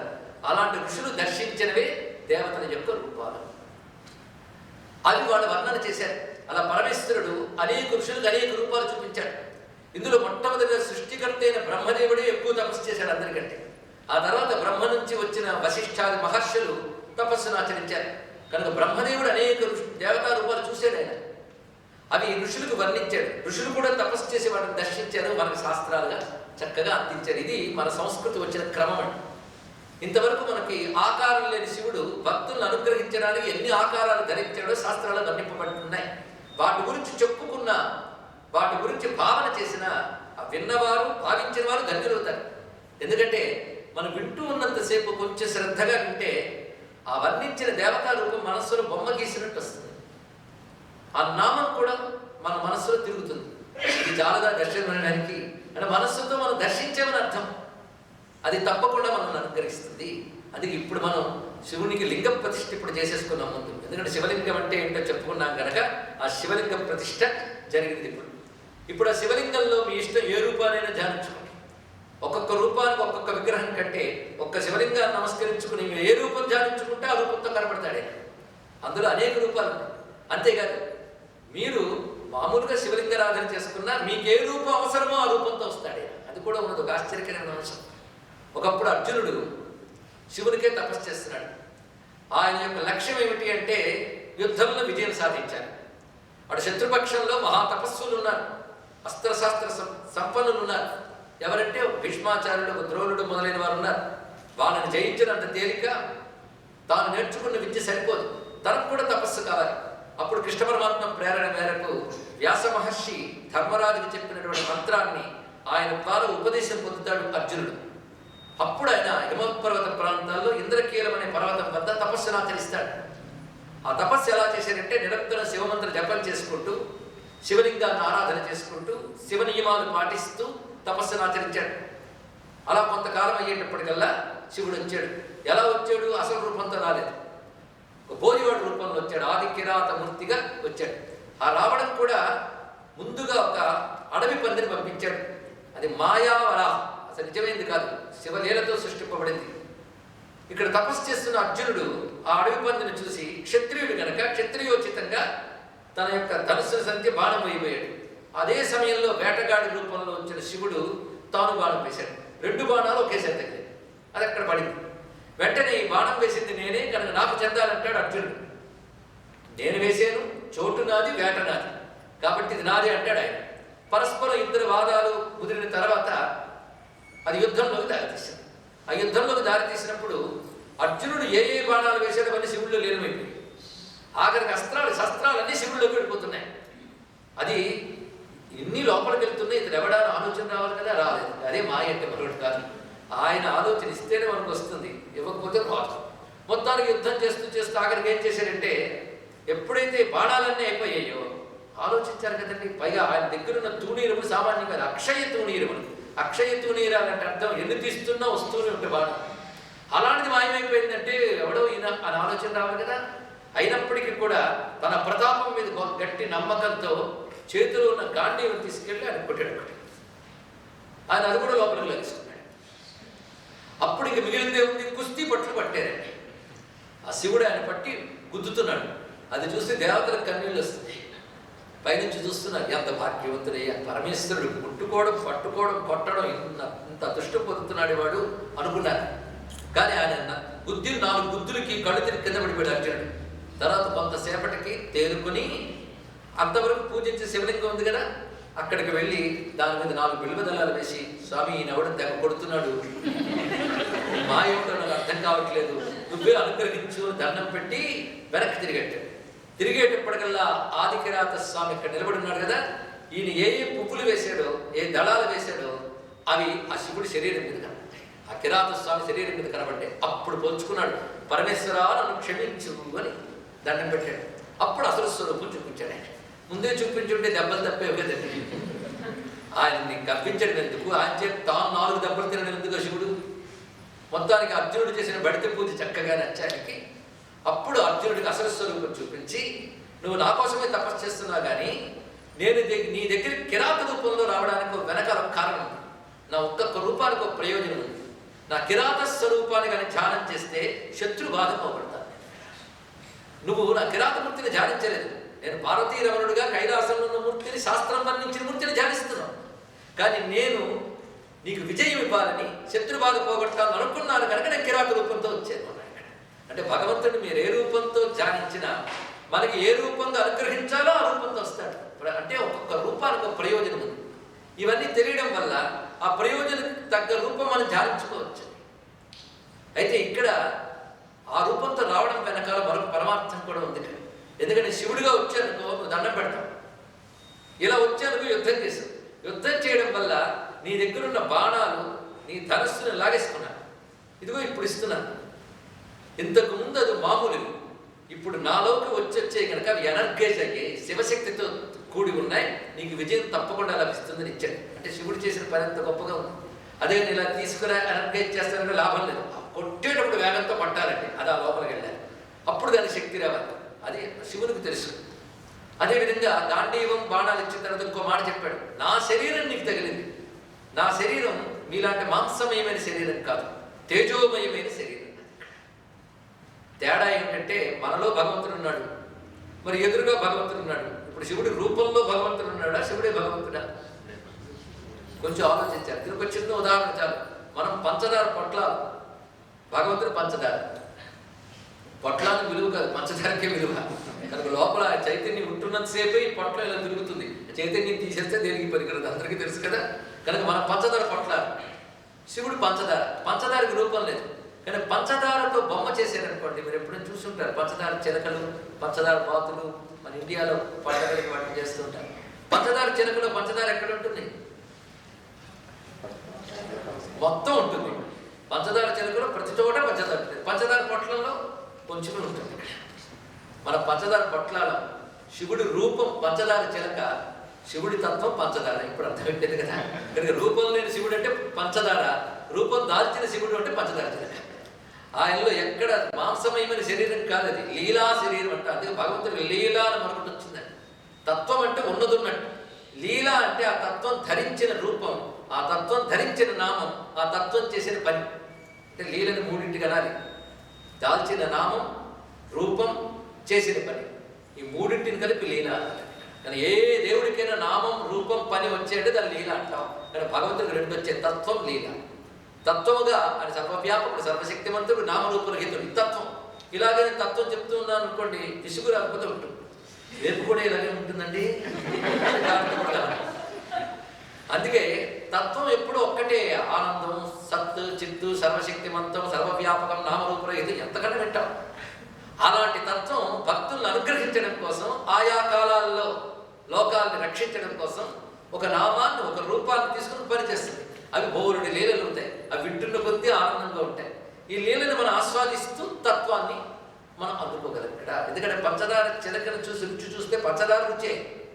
అదేవిధంగా ఈ లీలల ద్వారా మనం రుచి తగిలేది మాత్రం ఆ తత్వమే. ఎక్కడుంది అది లోపలే తగులుతుంది ఇక్కడ. ఇది మనం భగవంతుని రూపాలు, వాటి ప్రయోజనాల కోసం ఈ కథను మనం తీసుకున్నాం. ఇలా ఒక్కొక్క రూపం. ఇప్పటికీ నామరూపరహితమైన ఒక జ్యోతిస్వరూపాన్ని మనం లింగంగా భావన చేశాం. అదే దాన్ని జ్యోతిర్లింగం అంటాం. జ్యోతిర్లింగం. లింగం అంటే అన్నింట్లో లీనమైనది, అన్నింట్లో లీనం చేసుకునేది. అది చైతన్య స్వరూపం కనుక జ్యోతి, కనుక జ్యోతిర్లింగం అన్నాడు. జ్యోతిర్లింగాలు ఏంటండి? ఇంతమంది ఉన్నారు, తెలియదా అండి? భారతదేశంలో పుట్టి అందరికీ తెలుసు. వీడికి తెలుసో లేదో కాసేపు ఆగారు అంతే. 12 జ్యోతిర్లింగాలు అంటాం. కానీ శివపురాణం ఇంకా ఎన్నో ఉన్నాయి, కానీ అందులో ప్రధానం 12 చెప్తున్నాం అన్నట్టు. ఎందుకంటే జ్యోతులు ఎన్నో ఉన్నప్పటికీ మనకి ప్రధానంగా జ్యోతి వచ్చే సోర్స్ ఏదండి? భూమి మీద ఉన్న మనకి సూర్య భగవానుడు. అంటే జ్యోతి అనగానే లైట్ అనుకోవద్దండి, లైఫ్ కూడా. Light and life. సూర్యుడు అంటే is embodiment of light and life. Life రెండు కదా, కేవలం వెలుగేనా? జీవితం కూడా, ప్రాణం కూడా ఆయన. సైన్స్ తెలిసి మీకు చెప్పనక్కర్లేదు, కానీ వేదం ఎప్పుడూ చెప్పింది ఆ మాట. ప్రాణానాం ఆయతనం మన ప్రశ్నోపనిషత్తులో ఆదిత్యుడి గురించి ఈయన లైఫ్ సోర్స్ అని చెప్పారు. కనుక ప్రాణశక్తి అన్నీ ఉన్నాయి. కనుక హిందూ మతంలో సూర్యుడు ప్రధానం. అది తెలియదేముంది? ఆదిత్య ఉదయాల నుంచి కదిలితే సంధ్యావందనం మొదలుకొని ప్రతివారు ఆ సూర్య భగవానుడే పరమాత్మగా మనం భావన చేస్తాం. ఆ సూర్యులు ఎంతమంది ఉన్నారు? ఆదిత్యులు అంటే 12 అంటారు, ద్వాదశాదిత్యులని. కానీ 12 ఆదిత్యులు. ఒకప్పుడు ఈ సైంటిస్టులు మాట అన్నారు, హిందువులు 12 ఆదిత్యులు అన్నారు, ఇవన్నీ నమ్మడానికి లేదండి అని. మళ్ళీ వాళ్ళే ఒప్పుకుంటున్నారు, అనేక మంది ఆదిత్యులు ఉన్నారు. కానీ వేల కొలది ఆదిత్యులు ఉన్నారని కూడా మన శాస్త్రం చెప్పింది. కానీ మన శాస్త్రం చెప్పే 12 ఆదిత్యులు మనం చూస్తున్న ఆదిత్యుడు. ఆదిత్యుడు ఒక్కడే. కానీ సంవత్సర కాలంలో ఒక్కొక్క నెల ఒక్కొక్కలాగా ఉంటుంది సూర్యకాంతి. ఎప్పుడూ ఒకేలా ఉండదు. ఎప్పుడూ ఒకేలా ఉంటే బ్రతుకులు వెళ్ళమారు. అందుకే ఒక్కొక్క మాసంలో ఒక్కొక్కలా కనబడతాడు సూర్యుడు. ఒక్కొక్క మాసంలో ఒక్కొక్క సూర్యుడికి ఒక్కొక్క పేరు పెట్టింది మన సంస్కృతి. అలాగే సంవత్సర కాల ఆదిత్యుడికి 12 పేర్లు పెట్టి ద్వాదశాదిత్యులు అంటే ఇది. ద్వాదశాదిత్యులు మనవాళ్లే. ఈ ద్వాదశాదిత్యుల్లో మనకు కనబడుతున్న శివజ్యోతి చైతన్యము సృష్టిలో అంతా ఉన్నప్పటికీ సూర్యబింబం నుంచి మనకు ప్రధానంగా కనబడుతుంది. అదే సూర్యుడిని సర్వదేవతల స్వరూపంగా మనం భావిస్తూ ఏష బ్రహ్మాచ విష్ణుశ్చ శివస్కంద ప్రజాపతి అంటున్నాం కదా. అంతేకాదు సూర్యుడిని చూడండి, పొద్దున్నే లింగాకారంలోనే ఉంటాడు ఆయన. వర్తులాకారంలో జ్యోతిర్మయంగా ఉంటాడు. అసలు ఎనర్జీ యొక్క మేనిఫెస్టేషన్ ఎప్పుడు ఆకృతి, ఆ వృత్తాకారమే అనేది ఒక దర్శనం. కనుక మహానుభావుడు లింగాకారంలోనే కనబడతాడు. పైగా 12 రూపాలతో ఉంటాడు. అందుకే మనకి శివుణ్ణి, సూర్యుడిని అభేదంగా చూడటం అనేది వేదంలో కనబడుతుంది. రుద్ర మంత్రాల్లో వస్తుంది. అసౌ యస్తాంబ్రో అరుణముతమభ్రస్సు మంగళః అనొక మంత్రం. అసౌ యోగ సత్పతి నీలగ్రీవో విలోహిత అని. అక్కడ వేదంలో ఏమంటారంటే ఇది ఆదిత్యాత్మక రుద్ర మంత్రం అంటారు. అంటే ఆదిత్యంలో మనం ఇందాక చెప్పిన మహాశక్తిని మన ఆదిత్యంలో చూస్తున్నాం. ఇప్పుడు చెప్తున్నది ఊహలతోనో చమత్కారాలతోనో నేను ఇస్తున్న అన్వయాలు కావు. మన శాస్త్రాలు చెప్తున్న విషయం ఇక్కడ చెప్పడం జరుగుతుంది. మొత్తానికి ఆదిత్య మండలం, అందులో ఉన్నటువంటి భగవత్ శక్తిని మనం నమస్కారం చేస్తున్నాం. మన భూమికి ఆ ఆదిత్యుడి దేవత, అంతే కదండి. ఒక ఆయన అన్నాడు, అలాంటి సూర్యమండలాలు చాలా ఉన్నాయండి, ఇది ఒకటేనా అంటే, ఊళ్ళో ఎన్ని దీపాలు ఉన్నా నా ఇంట్లో దీపమే నాకు ముఖ్యం. అదేవిధంగా మనకి వెలుగునిస్తున్నాడు ఆయన. అదే కాకుండా అనేక నక్షత్ర మండలాలు అన్నింటిలో ఆ శివజ్యోతి వ్యాపించింది. జ్యోతిషాం అపి యజ్యోతి, అన్నింటిలో ఉన్నది ఆ శివశక్తే. కానీ మనకు మాత్రం ఇందులోంచి వస్తుంది కనుక మనకి దీనికి నమస్కారం చేసుకుంటున్నాం. ఇంకొక రహస్యం వేదపరంగా, ఎందుకంటే పెద్దలు విద్యులు ఉన్నారు కనుక నేను ఇంకా తేలికపాటిగా కాకుండా కొంచెం శాస్త్రపు లోతుల్లోకి వెళుతున్నాయి. ఎందుకంటే వీళ్ళకి అర్థం కాదేమో తగ్గించవలసిన అవసరం నాకెందుకు, అర్థం చేసుకోగలిగిన మేధావులు మీరు అనుకుని చెప్తే నాకు అర్థం. ఒక అద్భుతమైన విషయం చెప్తారండి. పరమేశ్వరుడు 11 కళలతో ఉంటాడట. కళలు అంటే శక్తుల యొక్క విశేషాలు, 11 రకాల శక్తులు. ఇవి ఎక్కడెక్కడ ఉంటాయో వేదం చెప్తాం చూడండి. ఇక్కడ ఒకటి అధ్యాత్మం, రెండవది అధిభౌతికం, మూడవది అధిదైవం, నాలుగవది అధియజ్ఞం, ఐదవది అంతరిక్షం. ఇది వేదిక టెర్మినాలజీతో వస్తుంది. ఇక్కడ అధ్యాత్మం అంటే మన శరీరంలో 11 కళలు ఉంటాయి. ఈ 11 కళలతోనే మనం నడుస్తున్నాం. మనం వచ్చిన శరీరం వాడుకుంటున్నాం కానీ మనం తయారు చేసుకోలేదు, అది తెలుసు కదా. ఇందులో 11 రకాల ప్రాణశక్తులు ఉంటాయి. ఇవి 11 గుర్తుపెట్టుకోండి. ఏకాదశి రుద్రులు అంటారు కదా, 11. ఈ 11 ఏమిటి అంటే పంచప్రాణాలు. పంచప్రాణాలు కూడా వింటూ ఉంటారు మీరు. వాళ్ళంటే నాకు పంచప్రాణాలు అంటే పంచప్రాణాల పేర్లు తెలియదు కానీ అనుకుంటాం. ప్రాణ, అపాన, వ్యాన, ఉదాన, సమాన. దీని గురించి ఉపన్యాసం ఇస్తే ప్రాణం గురించి రోజంతా ఎక్కుతుంది. ఎందుకంటే పంచ ప్రధాన వాయువులు. ఉపప్రాణాలను మరొక 5 ఉంటాయి. ఇవి మనకు తుమ్ము, ఆవలింత ఇవన్నీ రావడానికి కారణం. నాగ, కూర్మ, కృకర, దేవదత్త, ధనంజయ. ఇవి ఉపప్రాణాలు. ఎన్నయ్యే మొత్తం 10. ఈ 10 పని చేయడానికి లోపల ఆత్మ అనేది ఉంటుంది. అది 11. ఇలా 11 మనలో అధ్యాత్మం. ఇలాగ అనేక చోట్ల రుద్రకళలు ఉంటాయి. ఉంటేనే ప్రపంచం నడుస్తుంది. అదేవిధంగా అది భౌతికం. అది భౌతికం అంటే మనం చూస్తున్న ఈ భౌతిక జగత్తులో కూడా ఆ విధంగా ఉంటాయి. ఇక అది దైవం.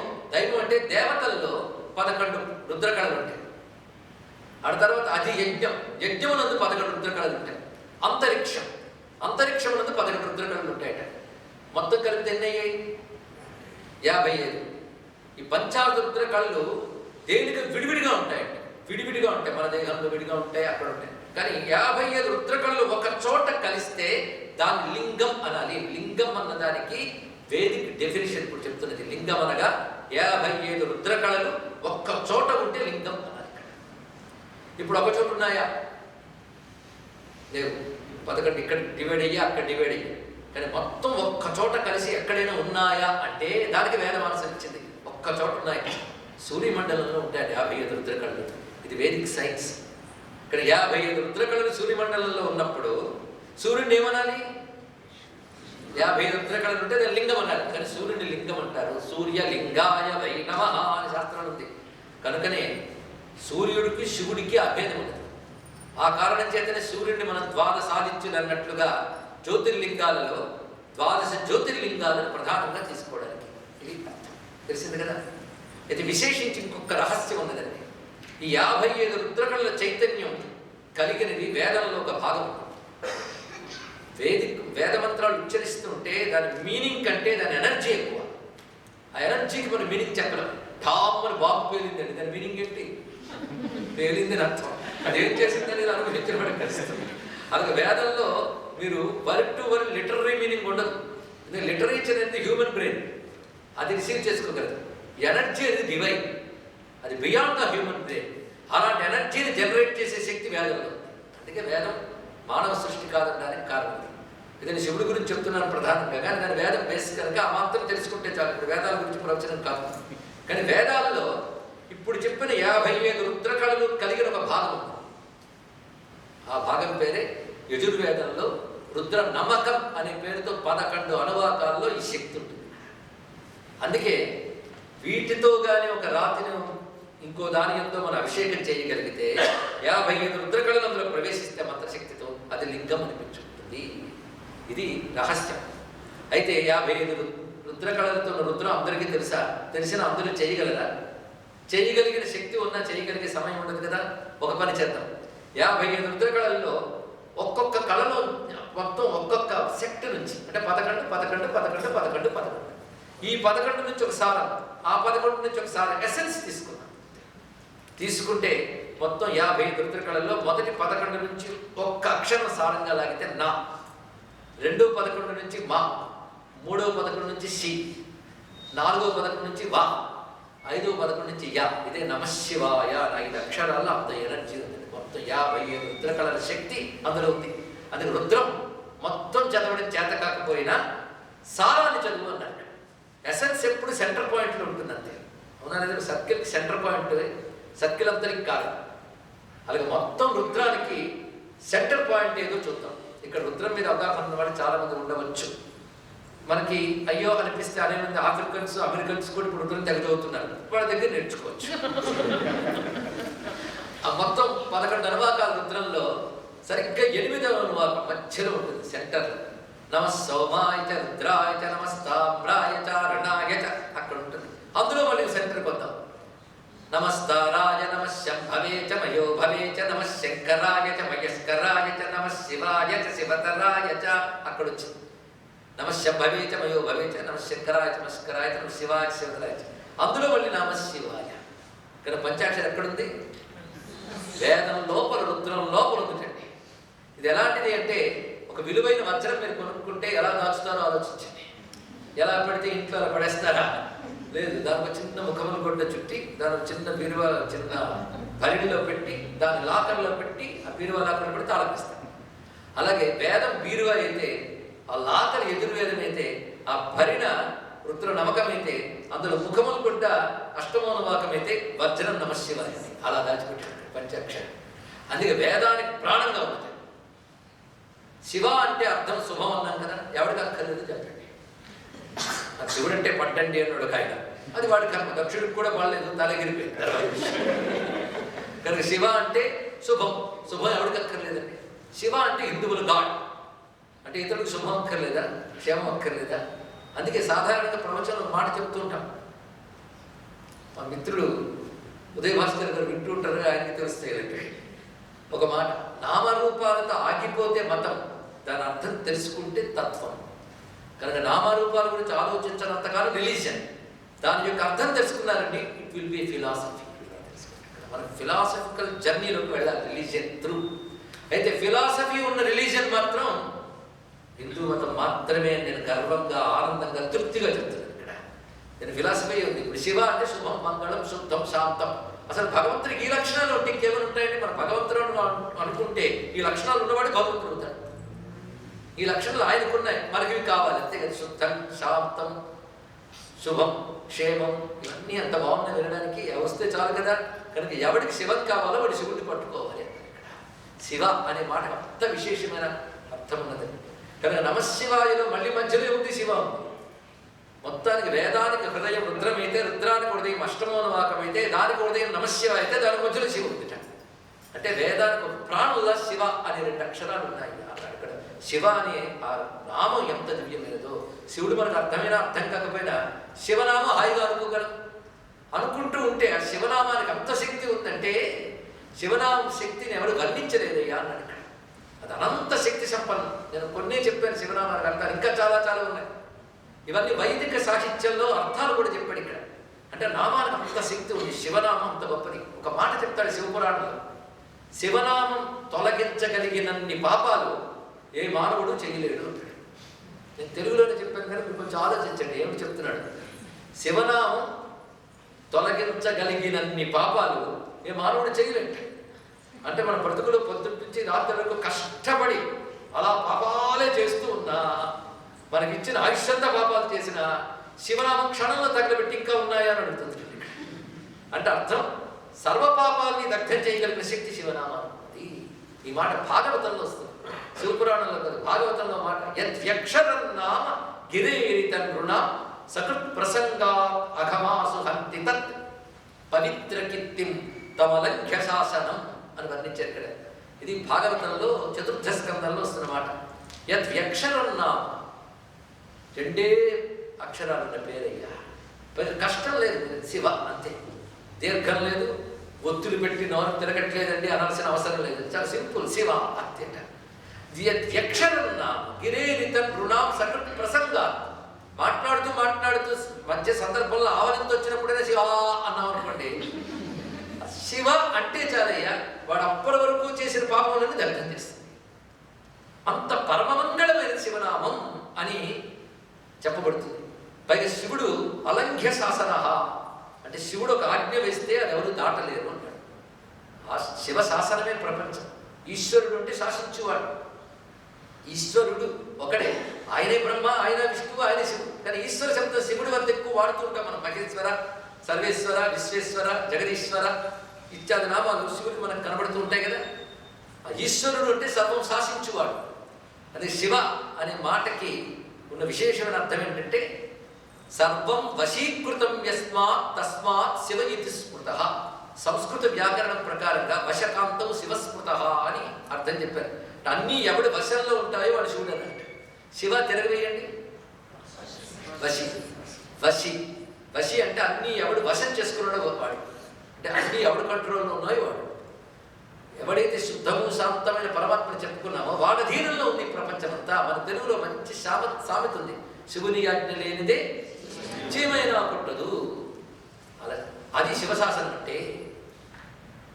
అటువంటి సర్వము వశం చేసుకున్నవాడు శివుడు. అది శివశబ్దానికి మరొకర్థం, తన వశమునందు ఉంచుకున్నవాడు. అంతేకాదు వశకాంతో శివస్మృత అంటే ఇచ్ఛాశక్తి కలిగిన వాడు. అంటే తన ఇచ్ఛతో ప్రపంచాన్ని నడుపుతాడు. ప్రపంచాన్ని నడిపేది శివేచ్ఛ, మన ఇచ్ఛ కాదు. ఏంటి ఎప్పుడు తూర్పు వైపోయినా సరదాగా పడమర వైపు ఉదయించు సూర్య అని మీరు చెప్పినా ఉదయించడు. ఇలా సృష్టిలో ఒక శాసనం ఉంది, ఆ శాసనం ఎవ్వరూ మార్చలేరు. శివశాసనం అంటారు దాన్ని ఇక్కడ. అది చేవైనా పుట్టదని శాసనం ఉంది, కళ్ళు చూస్తాయి. అంతేగాని ఆ రోజుల్లో కళ్ళు చూసేయండి, ఈ రోజుల్లో వెరైటీ కళ్ళతో నడుద్దాం అనుకుంటే అవుతుందండి. ఎప్పుడైనా కొన్ని మారవండి, అది అలా ఉంటాయి. అవి ఈశ్వర శాసనం, ప్రకృతి శాసనం. అది ఈ శాసనం పెట్టినవాడు ఎవడ? యూనివర్సల్ లాస్ పెట్టినవాడు ఎవడు? ఆ శాసన శక్తి ఎవడదో వాడు శివుడు. వాడికి ఈశ్వరుడికి పేరు. కానీ సర్వం వశీకృతం, సర్వమును తన అధీనంలో ఉంచుకుని నియమించేవాడే శివుడు. ఇంకొక అర్థం ఉంది శివశబ్దానికి, శేతే ఇది శివ. శేతే ఇది శివ అంటే ఉండువాడు అని అర్థం, ఎవర్ ఎగ్జిస్టెన్స్ ఇది అర్థం. ఉండువాడు శివుడు. శివశబ్దానికి అర్థం ఉండువాడు, ఎప్పుడు ఉంటాడండి. మనం ఉన్నామా? ఉన్నాం. ఎప్పుడు? ఒకప్పుడు లేవు, ఒకప్పుడు ఉండవు. ఇప్పుడు ప్రస్తుతానికి అంతే. కనుక మనల్ని ఉండిపోయేవాళ్ళు అంటారు, అని ఉండిపోయేవాడు అంటారు. అది ఇందాక చెప్పిన ఉదాహరణ తీసుకోవచ్చండి. కెరటాలు ఉండిపోతాయి, సముద్రం ఉండిపోతుంది. కనుక అది ఎప్పుడు ఉంటాడు కనుక శైతే ఇది శివ, ఉండువాడు అని అర్థం. ఇక్కడ శివశబ్దానికి ఎన్ని అందమైన అర్థాలు ఇక్కడ ఉన్నాయి. అంతేకాదు శివుడు అనగానే లయకారకుడు అంటాం మనం. ఇది ఒకటి బాగా తెలుసుకోవాలండి. పాశ్చాత్య దగ్గరికి వచ్చినప్పుడు మనం శివ అంటే గాడ్ ఆఫ్ డిస్ట్రక్షన్ అంటారు. ఎవరు చెప్పాడు డిస్ట్రక్షన్ అని? లయం అంటే నాశనం అని ఎవరు చెప్పాడండి? మనకు తెలియాలి కదా పదాలకు అర్థం. సంహారం, లయం, ఈ రెండు శబ్దాలు వాడతాం కదా. లయం అంటే ఏంటో చూద్దాం. ఎలా జరుగుతుందో సృష్టిలో. ఒక విత్తనం ఉంటుంది, విత్తనం మొలక అవుతుంది, మొలక మొక్క అవుతుంది, మొక్క మానవుతుంది కదా. ఇందులో విత్తన దశ మొలక దశగా మారే విత్తనం ఏమైంది? నశించిపోయింది కదా. నశించిపోయిందా? పోనీ మనం చిన్నపిల్లలు యువకుడు అయ్యాం, అలా వృద్ధులు అవుతాం.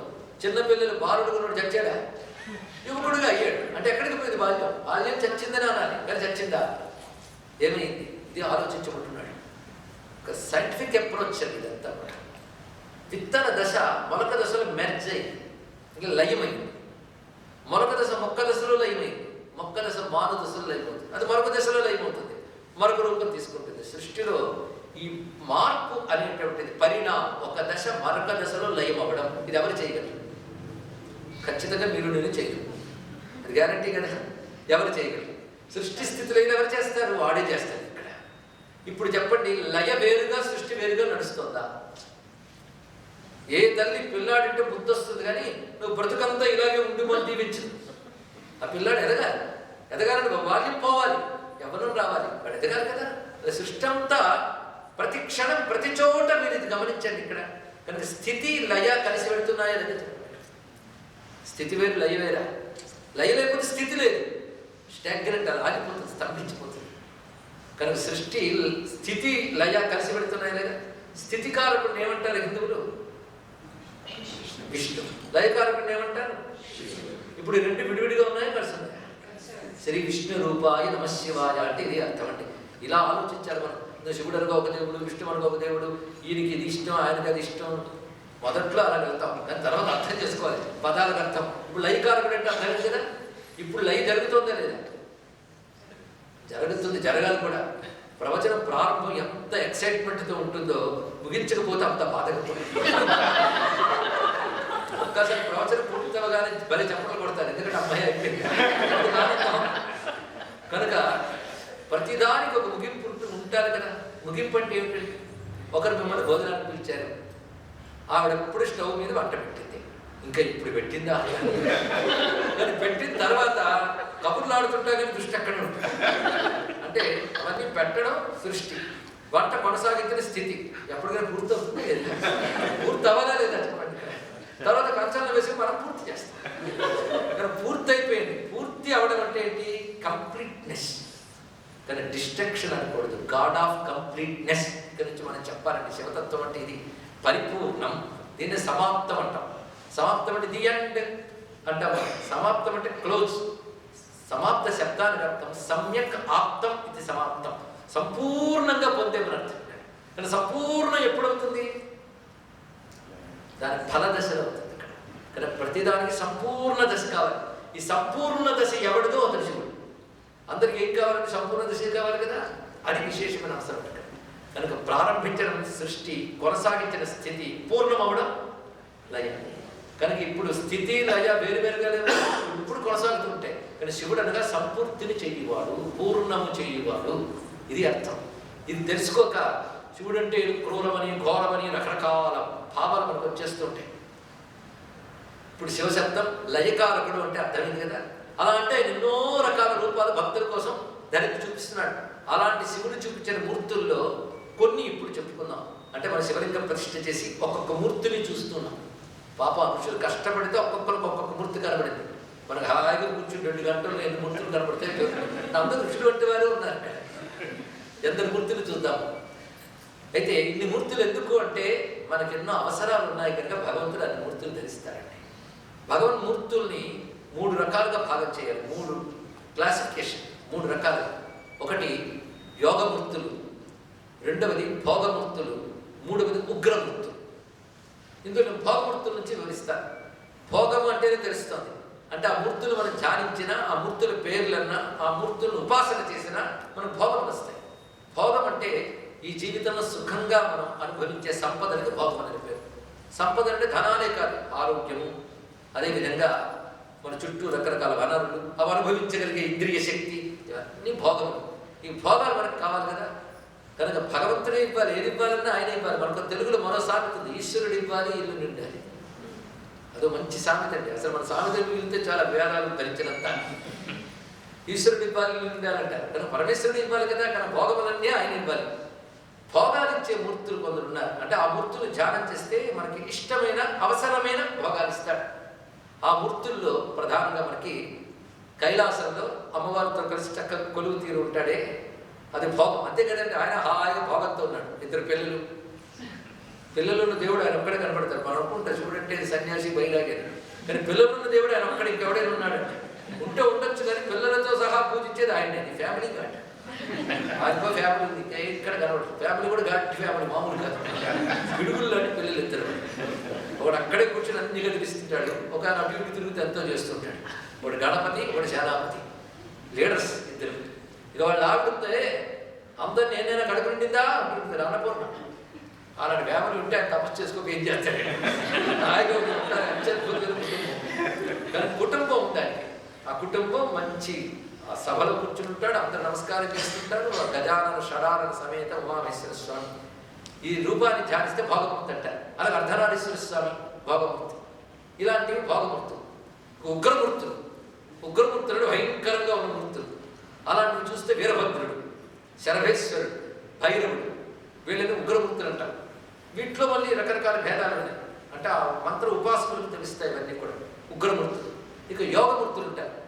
యోగమూర్తులు జ్ఞానం, శాంతి, ఈ 2 వాళ్ళలో కనపడతాయి. ఆ 2 కూడా విద్యని, జ్ఞానాన్ని, శాంతిని ఇచ్చేవి యోగమూర్తులు. ఉగ్రమూర్తులు దేనికంటే మనం రక్షించడం కోసం. రకరకాల భయాలు, రకరకాల ఉత్పాతాలు, దుష్టశక్తులు ఉంటాయి. వాటి నుంచి భక్తులను రక్షిస్తాయి ఉగ్రమూర్తులు. కోరుకున్న భోగాలు ఇస్తే భోగమూర్తులు, జ్ఞానము, శాంతి, విద్య ఇస్తే యోగమూర్తులు. ఇప్పుడు ఇందులో ఏ మూర్తిని సెలెక్ట్ చేసుకుందాం మనం? రేపు చెప్తారా? అన్నీ కావాలి కదా. మనకి ఎప్పుడే అవసరం వస్తుందో తెలియదు. ప్రస్తుతం భయం వేసింది అనుకోండి, ఉగ్రమూర్తి అక్కడ చాలండి అంటాం. తర్వాత దరిద్రం వస్తే భోగమూర్తి కావాలి, అజ్ఞానం ఉంటే జ్ఞానమూర్తి కాదు. ముగ్గురు కావాలి కదా. మనకి 3 కావాలని గమనించే ఏ మూర్తి కానీ భగవంతుని 2 మూర్తులు ధరించారండి మన కోసం. ఇందులో మీరు ఏ మూర్తినైనా తలంచుకోండి, అన్ని వాడి వేషాలే కనుక మీరు ఏ మూర్తిని తలంచుకున్నా అతను మీకు ఏ అవసరమో ఆ మూర్తిగా అనుగ్రహిస్తాడు. అలా ఒక్కొక్కరికి ఒక్కొక్క మూర్తి మీద ప్రీతి ఏర్పడుతుంది. ఒక ఆయనకి దక్షిణామూర్తి ఇష్టం, అంటే భగవంతుని యోగమూర్తులు, దక్షిణామూర్తి రూపము, తపోమూర్తిగా ఉన్న శివమూర్తి, ఇవన్నీ యోగమూర్తులు. ఇలా శివునికి యోగమూర్తులు, భోగమూర్తులు, ఉగ్రమూర్తులు ఉంటాయి. ఉగ్రమూర్తుల్లో మళ్ళీ తీవ్ర రూపాలు ఉంటాయి. శివుడు తీవ్రంగా ఉన్నటువంటి మూర్తులు ఉంటాయి. ఆ తీవ్ర మూర్తులు మనం చూసినప్పుడు భయం వేస్తుంది. అవి మనల్ని భయం పెట్టడానికి కాదు, శత్రువులను భయం తొలగించడం కోసం. అసలు భారతీయ సనాతన ధర్మంలో మీరు ఏ దేవతా భక్తులైనా 3 రకాల మూర్తులు ఉంటాయి. మీరు గమనించుకోండి. మీరు విష్ణు భక్తులైతే మన నరసింహస్వాముడు, ఆయన శాంతాకారం వెలుగు చేయడం భోగమూర్తి, దత్తాత్రేయుడు యోగమూర్తి. మరి మా అమ్ముందే లలితాంబ, ఆ తల్లి అంతే, ఆవిడ సరస్వతి మూర్తిగా గోచరించినప్పుడు, శ్యామలాదేవిగా కనబడినప్పుడు యోగమూర్తి, ఆ కాళీ మొదలైన వచ్చినప్పుడు ఉగ్రమూర్తి, వాళ్ళ ఆయనతో పాటు హాయిగా మణి ద్వీపంలో కూర్చున్నప్పుడు భోగమూర్తి. అంటే భక్తులను అనుగ్రహించుకోసం భగవతత్వం ఇన్ని మూర్తులు మనకి ధరించి చూపిస్తుంది. ఇక్కడ వీటిని తలంచుకున్నా, వీటి పేర్లన్నా చాలు మనం ధన్యం అయిపోతాం. ఇందులో మొట్టమొదటి ఎవరి నుంచి ప్రారంభించాలి అంటే, ఏవైనా తెలుసుకుంటేనే ఆనందం వస్తుంది కనుక తెలివి కావాలి. తెలివి జ్ఞానం కదా, జ్ఞానం ఇచ్చే దైవంతో మొదలు పెట్టుకుందాం. ఆయన పేరు దక్షిణామూర్తి శివుడు. ఈ దక్షిణామూర్తి రూపం మొట్టమొదటి బ్రహ్మదేవుడు తపస్సు చేస్తూ ఉంటే గోచరించింది. ఇదే బ్రహ్మదేవుడికి వేద విజ్ఞానాన్ని ఇచ్చిన మూర్తి అది. తర్వాత అయ్యో మరి దీపాన్ని పెట్టలేదు, ఇక్కడ వెలుగుతోంది దీపం, అది చాలు. కొంచెం విష్ణు విష్ణు విష్ణు వీలైనంత వరకు చివరి వరకు కదలకుండా ఉంటే ఆస్వాదించవచ్చు. ఎందుకు శివుడు వస్తున్నాడు కదా. ఇప్పుడు ఎక్కడ దాకా వచ్చాం? జ్ఞానం వరకు. తెలివిచ్చే దేవుడు కావాలి కదా, అది దక్షిణామూర్తి స్వరూపంగా మనం భావన చేద్దాం. ఇక్కడ మొట్టమొదటి బ్రహ్మదేవుడి తపస్సుకి కూర్చున్నప్పుడు ఆయన ఇచ్చాడు దక్షిణామూర్తి రూపంతో. శివుడు ఆయనకి వేద జ్ఞానాన్ని ఇచ్చాడు. తర్వాత అసురులు అపహరించినప్పుడు నారాయణుడు హైగ్రీవ స్వామి ఇచ్చాడు. అంటే ఇద్దరు ఒకే స్వరూపంగా మనం తెలుసుకోవాలి ఎప్పుడు. అప్పుడు అలా, ఇప్పుడు ఇలా. కనుక మొట్టమొదటి బ్రహ్మదేవుడికి ఆ వేదమునిచ్చిన స్వరూపాన్ని గురించి యజుర్వేదంలో శ్వేతాశ్వత ఉపనిషత్తులో మంత్రం చెప్తున్నారు. అది యో బ్రహ్మాణం విదధాతి పూర్వం యో హి వేదాః ప్రహిణో హి తస్మై తగుం హి దేవమాత్మబుద్ధి ప్రకాశం ముముక్షుర్వై శరణమహం ప్రపంచే. ఇది మంత్రం. దీని అర్థం ఏంటంటే, ఎవడు సృష్ట్యాది యందు తన సంకల్పంతో బ్రహ్మను సృజించి బ్రహ్మకు వేద విజ్ఞానాన్ని ఇచ్చాడో అటువంటి భగవంతుని నాకు సరైన జ్ఞానమును ఇవ్వమని ప్రార్థన చేస్తున్నాను. బ్రహ్మకి వేదం ఇచ్చాడంటే అర్థం ఏంటి? కైలాసం ప్రెస్లోంచి వేదాలు బుక్స్ ప్రింట్ చేసి ఇచ్చాడు. నా పుస్తకాలు చదువుతూ ప్రపంచం నడపడం, పుస్తకం చదువుతూ వంట పడడంలో ఉంటుంది. అప్పుడే ఇప్పుడు కొత్త వంట చేస్తున్నాను, పుస్తకం పట్టుకుని ఆవిడ ఉందనుకోండి, మనం భయం వేస్తుంది. అలాగే బ్రహ్మదేవుడు అక్కడ పుస్తకాలు కాదండి, వేదం అంటే బుద్ధికి వచ్చిందే జ్ఞానం, పుస్తకంలో ఉన్న జ్ఞానం కాదు. బుద్ధికి జ్ఞానాన్ని స్ఫురింపజేసేవాడు, అదే ధియోయోన ప్రచోదయ. బ్రహ్మదేవుడికి బుద్ధికే జ్ఞానాన్ని ఇచ్చిన మహానుభావుడు నాకు ఎప్పుడు ఏది అవసరమో ఆ జ్ఞానాన్ని ప్రసాదించుగాక అని వేదమాతందని ఎంత మంచి ప్రార్థన ఉంది ఇక్కడ. అలా బ్రహ్మకి సృష్టి కారణమైన శక్తి అయిన జ్ఞానమైన వేదాన్ని ఇచ్చాడు. అది దక్షిణామూర్తి మొదటి స్వరూపం. దాని తర్వాత దక్షిణామూర్తి వశిష్ఠ మహర్షి చేత ఉపాసింపబడ్డాడు. దానికి పెద్ద కథ ఉంది. ఇలా అనేక మంది ఋషులు, సనక సనందనాదులు కూడా దక్షిణామూర్తిని ఆరాధన చేశారు. అందుకే స్వతంత్ర సర్వతంత్రేషి దక్షిణామూర్తి రూపిణి సనకాది సమారాధ్య శివజ్ఞాన ప్రదాయని మనం చదువుకుంటున్నాం. అక్కడ సనక సనందనాథులు కూడా బ్రహ్మజ్ఞానాన్ని బోధించిన వాడు దక్షిణామూర్తి. ఈ విద్య ఆ విద్య కాదండి, ఏ విద్యనే ఇవ్వగలరు. అందుకే ఈశాన సర్వ విద్యాన ఈశ్వర సర్వభూతాన బ్రహ్మాధిపతి బ్రహ్మణోధిపతి బ్రహ్మ శివో మే అస్తు సదాశివోం అని నమస్కారం చేసుకుంటున్నాం. సర్వ విద్యలకు ఈశాను. విద్యలు ఎన్నో ఉన్నాయి కానీ రెండుగా క్లాసిఫై చేయాలి. అపరా విద్య, పరా విద్య. అపరా విద్య అంటే లోకంలో మనకు సుఖపడడానికి మనకు వచ్చే విద్యలన్నీ అపరా విద్య. మ్యాథమెటిక్స్ అనండి, మెడిసిన్ అనండి, సైన్స్, మ్యూజిక్, ఆర్ట్ ఏది తీసుకోండి, వీటికి అపరా విద్యలు అని పేరు. అంటే ఇక జీవితంలో మనం చక్కగా బ్రతకడానికి మనకు వస్తుంది. ఇవి అవసరమే ఎంతవరకు, జీవితం ఉన్నంతవరకు. కానీ జీవుడు తానేమిటి, తన గమ్యం ఏమిటి, తన పరమార్థం ఏమిటి ఆలోచిస్తే మాత్రం ఆ విద్య పేరు పరా విద్య. దాన్నే బ్రహ్మ విద్య అంటారు. దానికి మరొక పేరు అధ్యాత్మ విద్య అని పేరు. ఇప్పుడు ఇన్ని విద్యలు ఏది గొప్పది? సందేహం లేకుండా అధ్యాత్మ విద్య గొప్పది. కానీ గొప్పదైన అధ్యాత్మ విద్య అందరికీ రాదు. అంతే కదండి, గొప్ప అందరికీ అంత తేలిగ్గా ఎవరెస్ట్ పర్వతం గొప్పది కానీ అందరూ ఎక్కలేదు. బ్రహ్మ విద్య అన్నిటికంటే గొప్పది కానీ అంత తేలిక కాదు. అందుకే పెద్దవాళ్ళు మాట అంటారు, అదే పెద్ద బ్రహ్మ విద్య అండి అని. కొంతమంది గుర్తు రావచ్చు, అవునంటే మా అమ్మమ్మ అనేది అంటారు. ఇంకా మనం కూడా అంటే పిల్లలకు తెలుస్తాయి తర్వాత. అదే పెద్ద బ్రహ్మ అంటే బ్రహ్మ విద్య అంత కష్టం. ఎందుకంటే సృష్టిలో అన్ని చూడొచ్చు కానీ నీ లోపల ఉన్న వాడిని చూడదు, అంతే కదా. ఇదే పెద్ద కష్టం. మనలో ఉన్న పరమాత్మను చూడటం కష్టం. ఎలా అంటే అందరి మొహాలు కనబడితే మన మొహం కనబడతాం, అలాగే ఇది కూడా అదే మహా కష్టం. అయితే కనబడిన మొహం చూడడానికి అర్థం కావాలి, నువ్వు లోపల ఉన్న పరమాత్మను తెలుసుకోవడానికి శాస్త్రం కావాలి, సాధన కావాలి, ఇవన్నీ చెయ్యాలి. అప్పుడెప్పుడో వస్తుంది. అది వస్తే అది ఆఖరి జన్మ.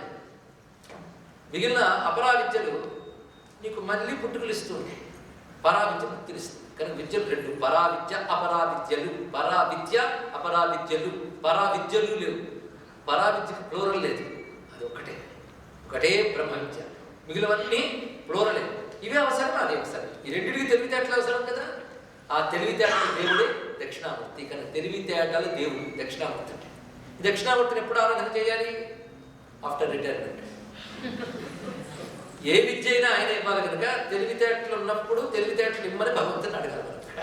అని పిల్లల దగ్గర నుంచి అందరూ దక్షిణామూర్తిని ఆరాధన చేసుకుంటారు. గురవే సర్వలోకాన విషజే భవరోగిణ నిధయే సర్వ విద్యాన దక్షిణామూర్తయే నమః. ఇంతవరకు మూర్తి చెప్పాం. మరి దక్షిణామూర్తిని పేరు ఎందుకు వచ్చిందయ్యా అంటే దక్షిణ అనే మాటకి సమర్థత, నైపుణ్యం, ఇదే స్కిల్ అని అర్థ. స్కిల్, సమర్థత. దక్షిణ అంటే సమర్థత, మూర్తి అంటే ఎంబాడిమెంట్. అది సమర్థత యొక్క రూపం. ఆయన సర్వసమర్థుడే. అంటే ఆయన చేయగలిగే పని ఇంకోటి చేయకపోతే మన సమర్థన అంటారు. ఆయన చేయగలిగేది ఏదో చెప్తాం, ఎవరైనా చేయగలమో కొంచెం ఆలోచిస్తాం. సృష్టి, స్థితి, లయ, ఈ మూడు నువ్వు చేస్తావా, నువ్వు చేస్తావు, పక్క వాళ్ళని అడగండి. అది చేయగలిగేవాడు ఒక్కడే, ఆయన ఒక్కడే తప్ప ఎవరి వల్ల. కానీ సృష్టి స్థితులు చేయగలుగుతుంది. సర్వసమర్థుడు ఎవడో కర్తం అకర్తం అన్యథా కర్తం సమర్థ. ఎలాగైనా చేస్తాడు, అతను ఏమీ చేయకుండా ఉంటాడు, ఎవడు కొంచెం చేయడానికి వీల్లేదు. అటువంటి సర్వసమర్థుడు దక్షిణుడు. అటువంటి దక్షిణామూర్తి అంటే సర్వసమర్థమైన మూర్తి. అంతేకాదు యజుర్వేదంలోనే దక్షిణామూర్తి ఉపనిషత్తు ఉంటుంది. అందులో ఒక చోట వస్తుంది దక్షిణ శేముషి ప్రోక్త. శేముషి అంటే స్కిల్, బుద్ధి, నైపుణ్యాన్ని దక్షిణ అని. కానీ దక్షిణామూర్తి అంటే అది స్వరూపం. ఇది మర్రి చెట్టు మొదట్లో కుర్రవాడిగా కూర్చొని నడిపించేట. చేతిలో చిక్కుముద్ర పట్టుకున్నాడు, ఒక చేతిలో పుస్తకం పట్టుకున్నాడు. పై చేతిలో ఒక్కొక్క దక్షిణామూర్తి రూపాయలు 16 ఉన్నాయి. అందులో ఒక చేతితో అమృత కలశం, ఒక చేతితో ఆయన అక్షమాల పట్టుకుని ఉంటాడు. తెల్లగా ఉంటాడు, చిన్న నవ్వు నవ్వుతూ ఉంటాడు. తెల్లగా ఉంటాడు ఎందుకంటే విద్య ఎప్పుడు స్వచ్ఛంగా ఉంటుంది, స్పష్టంగా ఉంటుంది. అందుకే తెల్లగా ఉంటుంది, అంటే ప్యూరిటీ అండ్ క్లారిటీ. వాడి తర్వాత చిన్న నవ్వు నవ్వుతూ ఉంటాడు ఎందుకంటే జ్ఞానం ఉన్న చోట ఆనందం ఉంటుంది. అందుకే ఎప్పుడు ఆనందం ఉంటాడు ఆయన. మనం అప్పుడప్పుడు నవ్వుతాం, ఆయన ఎప్పుడు నవ్వుతుంటాడు. ఇది జ్ఞానం లక్షణం. అది ఇక్కడ అది చిన్న నవ్వు నవ్వుతూ ఉంటాడు. దానికి తోడు ఈ సర్వశాస్త్రాల పట్టుదల పట్టుకుంటాడు. ఇది ఈ మధ్య మళ్ళీ యోగా థెరపీ, ఈ థెరపీ కొత్త వచ్చాయి. అందులో మాట్లాడతాడు ఈ ముద్రా థెరపీ. ఈ ముద్రట కాన్సన్ట్రేషన్ పెంచుతుంది. అదే మనం ధ్యానం చేసినప్పుడు కూడా ఇలా పడుతూ ఉంటాం. ఇది యోగా అంతే చెప్తుంది. చాలా ఉందిలేండి. పైన అక్షమాల, దాని తర్వాత అమృత కలశం పట్టుకుంటాడు. అక్షమాల అంటే ఆ నుంచి క్ష వరకు ఉన్న అక్షరాలు. అక్షరాలతో విద్యలు వస్తాయి కదా. విద్యల వల్ల రావాల్సిన అమృతం. లోకార్థంలో పోషణ అమృతం అంటే విద్య వల్ల పోషింపబడతాం. పరమార్థంలో అమృతం అంటే మృతి లేని స్థితి, అంటే మోక్షం. అది కూడా అది ఇవ్వగలడు. ఇది ఇస్తాడు, అది ఇస్తాడు. పుస్తకాలు శాస్త్రాలకు సంకేతం, సర్వశాస్త్రాలకు సంకేతం. చిన్ముద్ర, దీని పేరు చిన్ముద్ర, జ్ఞానముద్ర, వ్యాఖ్యాముద్ర, బోధముద్ర అని పేరు లేదు. అసలు దక్షిణామూర్తి పోస్టర్లు ఇదే ముఖ్యం. ఇదే స్వరూపం అయ్యగ్రీవ స్వామికి ఉంటుంది, శారదా మాతకి ఉంటుంది. ఇది ముఖ్యం తెలుసుకోవాల్సింది. ఇది క్లుప్తంగా నేను చెప్తాను. ఈ మూడు ప్రపంచం, ఇది జీవుడు, ఇది పరమాత్మ. ఇది పరిశీలించండి. మూడు ప్రపంచం అని ఎందుకన్నానంటే సృష్టి, స్థితి, లయ, భూత, భవిష్యత్, వర్తమానం, అంతే కదా. అలాగే మూడు లోకాలు, మూడు కాలాలు, అన్నీ మూడుతోనే ఉండే ప్రపంచం. మన శరీరం కూడా మూడే, స్థూల సూక్ష్మ కారణ శరీరాలు. ఇవి మనకు అర్థమైపోతుంది. ఎందుకంటే ప్రపంచం ఈ మూడే. దీనితో లింక్ పెట్టుకున్నాడు జీవుడు. కానీ నాలుగింటికి బేస్ పరమాత్మ. ఈయన లేకపోతే ఈ నాలుగు లేవు. కానీ ఈ వీడితో కలిసి ఉన్నంతకాలం వీడు ఎవడో తెలియబడట్లేదు. గురువులో ఎవరో చెప్పారు భగవంతుడు ఉన్నాడు అని ఆయన అంటే నాకు తెలియదు నీకు కలిసినంత మూడే అంటున్నాం. ఇలాగ బతికేస్తాం. పరమాత్మ ఉన్నాడు చూడు అని చెప్తే నెమ్మదిగా తిరిగి ఇలా వస్తున్నాడు. భగవంతుడు ఎంత దయామయుడంటే వీడి కిందకి దిగుతుంటే వాడు పైకి వస్తుంటాడు. గమనించాడు. మనం భగవంతుని పట్టుకోవాలని ప్రయత్నిస్తే మన వల్లే కదా ఆయన రావాలి పైకి. అలా మనం ఆయన కోసం ప్రయత్నిస్తూ నెమ్మదిగా ప్రపంచ దృష్టి నుంచి పరమాత్మ వైపు దృష్టి మరలిస్తే పరమాత్మ వస్తాడు, పట్టుకుంటాడు. పట్టుకుంటే రెండూ కలిసి ఒకటే పూర్ణత్వం వెలుగుతుంది ఇక్కడ. కనుక ఇది ప్రపంచం, ఇది జీవుడు, ఇది బ్రహ్మము, ఇది శివోహం అనే స్థితి. ఇది శివ, ఇది అహం, ఇది ప్రపంచం. అహం ప్రపంచాన్ని విడిచి శివుడిని పట్టుకుంటే శివోహం అవుతుంది. ఇది పూర్ణత్వం, ఇది ఆనందం. ఎంత ఒక్క అరచేతిలో చూపించాడు పరమేశ్వరుడు. దీన్ని చిన్ముద్ర అంటారు ఇక్కడ. ఇంత జ్ఞానం భారతీయ సంస్కృతి పోస్టర్స్లో కూడా ఉంది. ఇది దక్షిణామూర్తి యొక్క స్వరూపం మనకు కనబడుతుంది. పైగా ఆయన ఏం చేస్తాడంటే ఎడమ పాదం ఎత్తి కుడి తొడ మీద పెట్టుకుంటాడు. ఆ కుడికా పాదాన్ని ఒక రాక్షసుడి మీద పెట్టి తొక్కుతాడు. ఆ తొక్కుతున్నప్పుడు మనం మూతి బిగింపే ఉండదు, అలా పెడతాడు, అంతే చాలు. ఆ రాక్షసుడు పోతాడు, ఆయన మీద అలా పెట్టి ఉంచుతాడు. ఇది దేనికి సంకేతం అంటే ఆ రాక్షసుడి పేరు అపస్మారుడు. అపస్మారుడు అంటే జ్ఞాపక శక్తి లేకపోవడం. ఎంత విద్య ఉన్నా అది లేకపోతే ఇంకెందుకండి, ఓల్డ్ డిగ్రీలు ఉన్నాయి ఇంజనీర్గా, కానీ నేను ప్రాజెక్ట్ తెలుగులో అక్కడ గుర్తురాలేదు. కనుక విద్య యొక్క లక్షణం స్మరణ, స్ఫురణ, ఈ రెండింటి మీద ఉంటుంది. ఆ రెండు విద్యని, ఆ రెండు లేకపోతే విద్య రాదు. కనుక భగవంతుడు జ్ఞానమూర్తి కదా, ఆ జ్ఞానమూర్తి అయిన ముందు ఆ రాక్షసుడు మర్దించాడంటే అర్థం ఆ అజ్ఞానాన్ని, ఆ జ్ఞాపక శక్తి లేకపోవడాన్ని తొలగిస్తున్నాడు అర్థం. అపస్మారుణ్ణి ఆయన నిగ్రహించి ఉంచాడు. మొత్తం ఈ స్వరూపం చూస్తూ ఉంటే ఎంత అద్భుతమైనటువంటి మూర్తి కనబడుతుంది. ఇలా హిందూ మతంలో ఏ మూర్తి గురించైనా దండం పెట్టి తెచ్చకుండా ఏం చెప్తోంది దీన్ని మీరు ఆలోచిస్తే ఇంత జ్ఞానం ఉంటుంది. దక్షిణామూర్తి స్వరూపం అని చెప్పుకున్నాం. మీరు మర్రి చెట్టు మొదట్లో ఉంటాడట. మర్రి చెట్టుకి అనేక ఊడలు ఉంటాయి. ఇన్ని ఊడలతో మర్రి చెట్టు ఉంటుంది. అలాగే మర్రి చెట్టు అంటే జ్ఞాన వృక్షం అని అర్థం. ఎన్ని ఊడలు అంటే జ్ఞానానికి ఎన్ని శాఖలు ఉన్నాయో. మర్రి చెట్టు పెరుగుతూ ఉంటే ఏది మొదలో తెలియదు, ఏది తుదో తెలియదు. జ్ఞానం కూడా అంతే.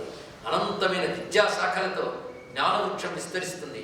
అంత జ్ఞానవృక్షానికి నేనే మూలమని చెప్పడం కోసం మర్రి చెట్టు మొదట్లో స్వామి ఉన్నాడు. దక్షిణామూర్తి రూపం, నామం రెండు చెప్పుకున్నాం కదా. ఇక స్వామి రూపాల్లో అర్ధనారీశ్వర స్వరూపం కూడా చెప్పుకున్నాం. అర్ధనారీశ్వరుడు అది చెప్పడంలోనే ఆశ్చర్యం ఉందండి. ఎందుకంటే పాశ్చాత్య విజ్ఞాన శాస్త్రవేత్తలు కూడా హిందూ మతంలో రెండు మూర్తుల పట్ల ఆశ్చర్యపోతున్నారు. ఆ రెండిట్లో సైన్స్ ఉందంటున్నారు. ఇంకా చూస్తే అన్నింటిలో సైన్స్ ఉందని ఒప్పుకుంటారు, ఇప్పుడు ఒప్పుకుంటున్నారు. వాళ్ళు ఒప్పుకునేటప్పుడు మనం ఒప్పుకుంటే వాళ్ళకి చెప్పడానికి ఉంటుంది. ఆ రెండో మూర్తి ఏమిటి తర్వాత చెప్తాం. మొదటి మూర్తి ఒకటి అర్ధనారీశ్వరుడు. అర్ధనారీశ్వర తత్వం ఎంత గొప్పది అంటే భగవంతుడు ఒక్కడే, ఆయన స్త్రీ కాదు, పురుషుడు కాదు. కానీ భగవంతుడు సృష్టి చేయాలని సంకల్పించుకున్నప్పుడు తన నుంచి రెండింటిని వ్యక్తపరిచాడు ఒక్కసారి. ఇది శాస్త్రాలు ఎంత చక్కగా చెప్పాడంటే స ఏకాకీన రమతే సహత్తం ద్వేధా విభజ్య నరో నారీ అభూత్ అన్నాడు. అంటే సృష్టికి పూర్వం ఒకటే తత్వం, ఒక్కడికి ఏం తోచలేదు. తోచకపోతే రెండో వాళ్ళని ఎవరు పిలుస్తాడు, రెండవది లేదుగా, అందుకు తానే రెండు అయ్యాడు అన్నాడు. అదే స్త్రీ పురుష తత్వం అన్నాడు. స్త్రీ పురుషుడు ఒకే తత్వం యొక్క రెండు రూపాలు. ఇది తెలుసుకోగలిగితే ఫెమినిజము, పురుషాధిక్యం ఈ రెండు గోళం ఉంటుంది. ఎందుకంటే ఇవాళ జీవుడు స్త్రీ అవుతాడు, మరో జన్మలో పురుషుడు అవుతాడు. ఈ అహంకారాలు అనవసరం అండి, వ్యర్థం. దేని ప్రయోజనం దానికి ఉంటుంది. ఆ ప్రయోజనం ఫలాల పద్ధతి చాలు. ఆ సమప్రాధాన్యం తెలుసుకోవాలి ఇక్కడ. అందుకే పరమేశ్వరుడు ఈ సృష్టి చేయాలని సంకల్పించుకున్నప్పుడు తాను రెండు అయ్యాడు. ఆ రెండు తత్వమే ప్రపంచంతా వ్యాపించాడు. ఎందుకంటే బ్రహ్మదేవుడు సృజించిన తర్వాత ఈశ్వరుడు ఇచ్చిన శక్తితో మనస్సుతో భావన చేసి ఋషులు, ప్రజాపతులు, దేవతలు సృష్టింపబడుతున్నారు. కానీ సృష్టి ఎలా కొనసాగించాలని అర్థం కాలేదు. వెంటనే ధ్యానం చేసుకున్నాడు తనకు కూడా కారణమైన శివుణ్ణి. అప్పుడు శివమూర్తి దర్శనమిచ్చి, ముందుగా జ్యోతిస్వరూపంగా దర్శనమిచ్చి, ఆ తర్వాత అర్ధనారీశ్వరతత్వంగా కనబడ్డాడు. ఒకవైపు నీలపు కాంతి, ఒకవైపు ఎర్రని కాంతి, అంటే అగ్నికాంతి ఒకవైపు, జలము కాంతి ఒకవైపు కనబడింది. జలం రంగు నీలం, అగ్ని రంగు ఎరుపు. దాన్ని లోహితం అంటారు. ఈ రెండు కలిసి నీలలోహిత అంటారు. ఇక్కడ ఈ నీలలోహిత తత్వం అర్ధనారీశ్వర తత్వం. ఒకవైపు స్త్రీ, ఒకవైపు పురుషుడు. ఇది ఒకే శరీరంలో చూపిస్తున్నాడు. అది ఆశ్చర్యం. ఇద్దరు విడివిడిగా కనబడచ్చు కదా అంటే, ఇద్దరుగా కనబడితే వేరనుకుంటారు.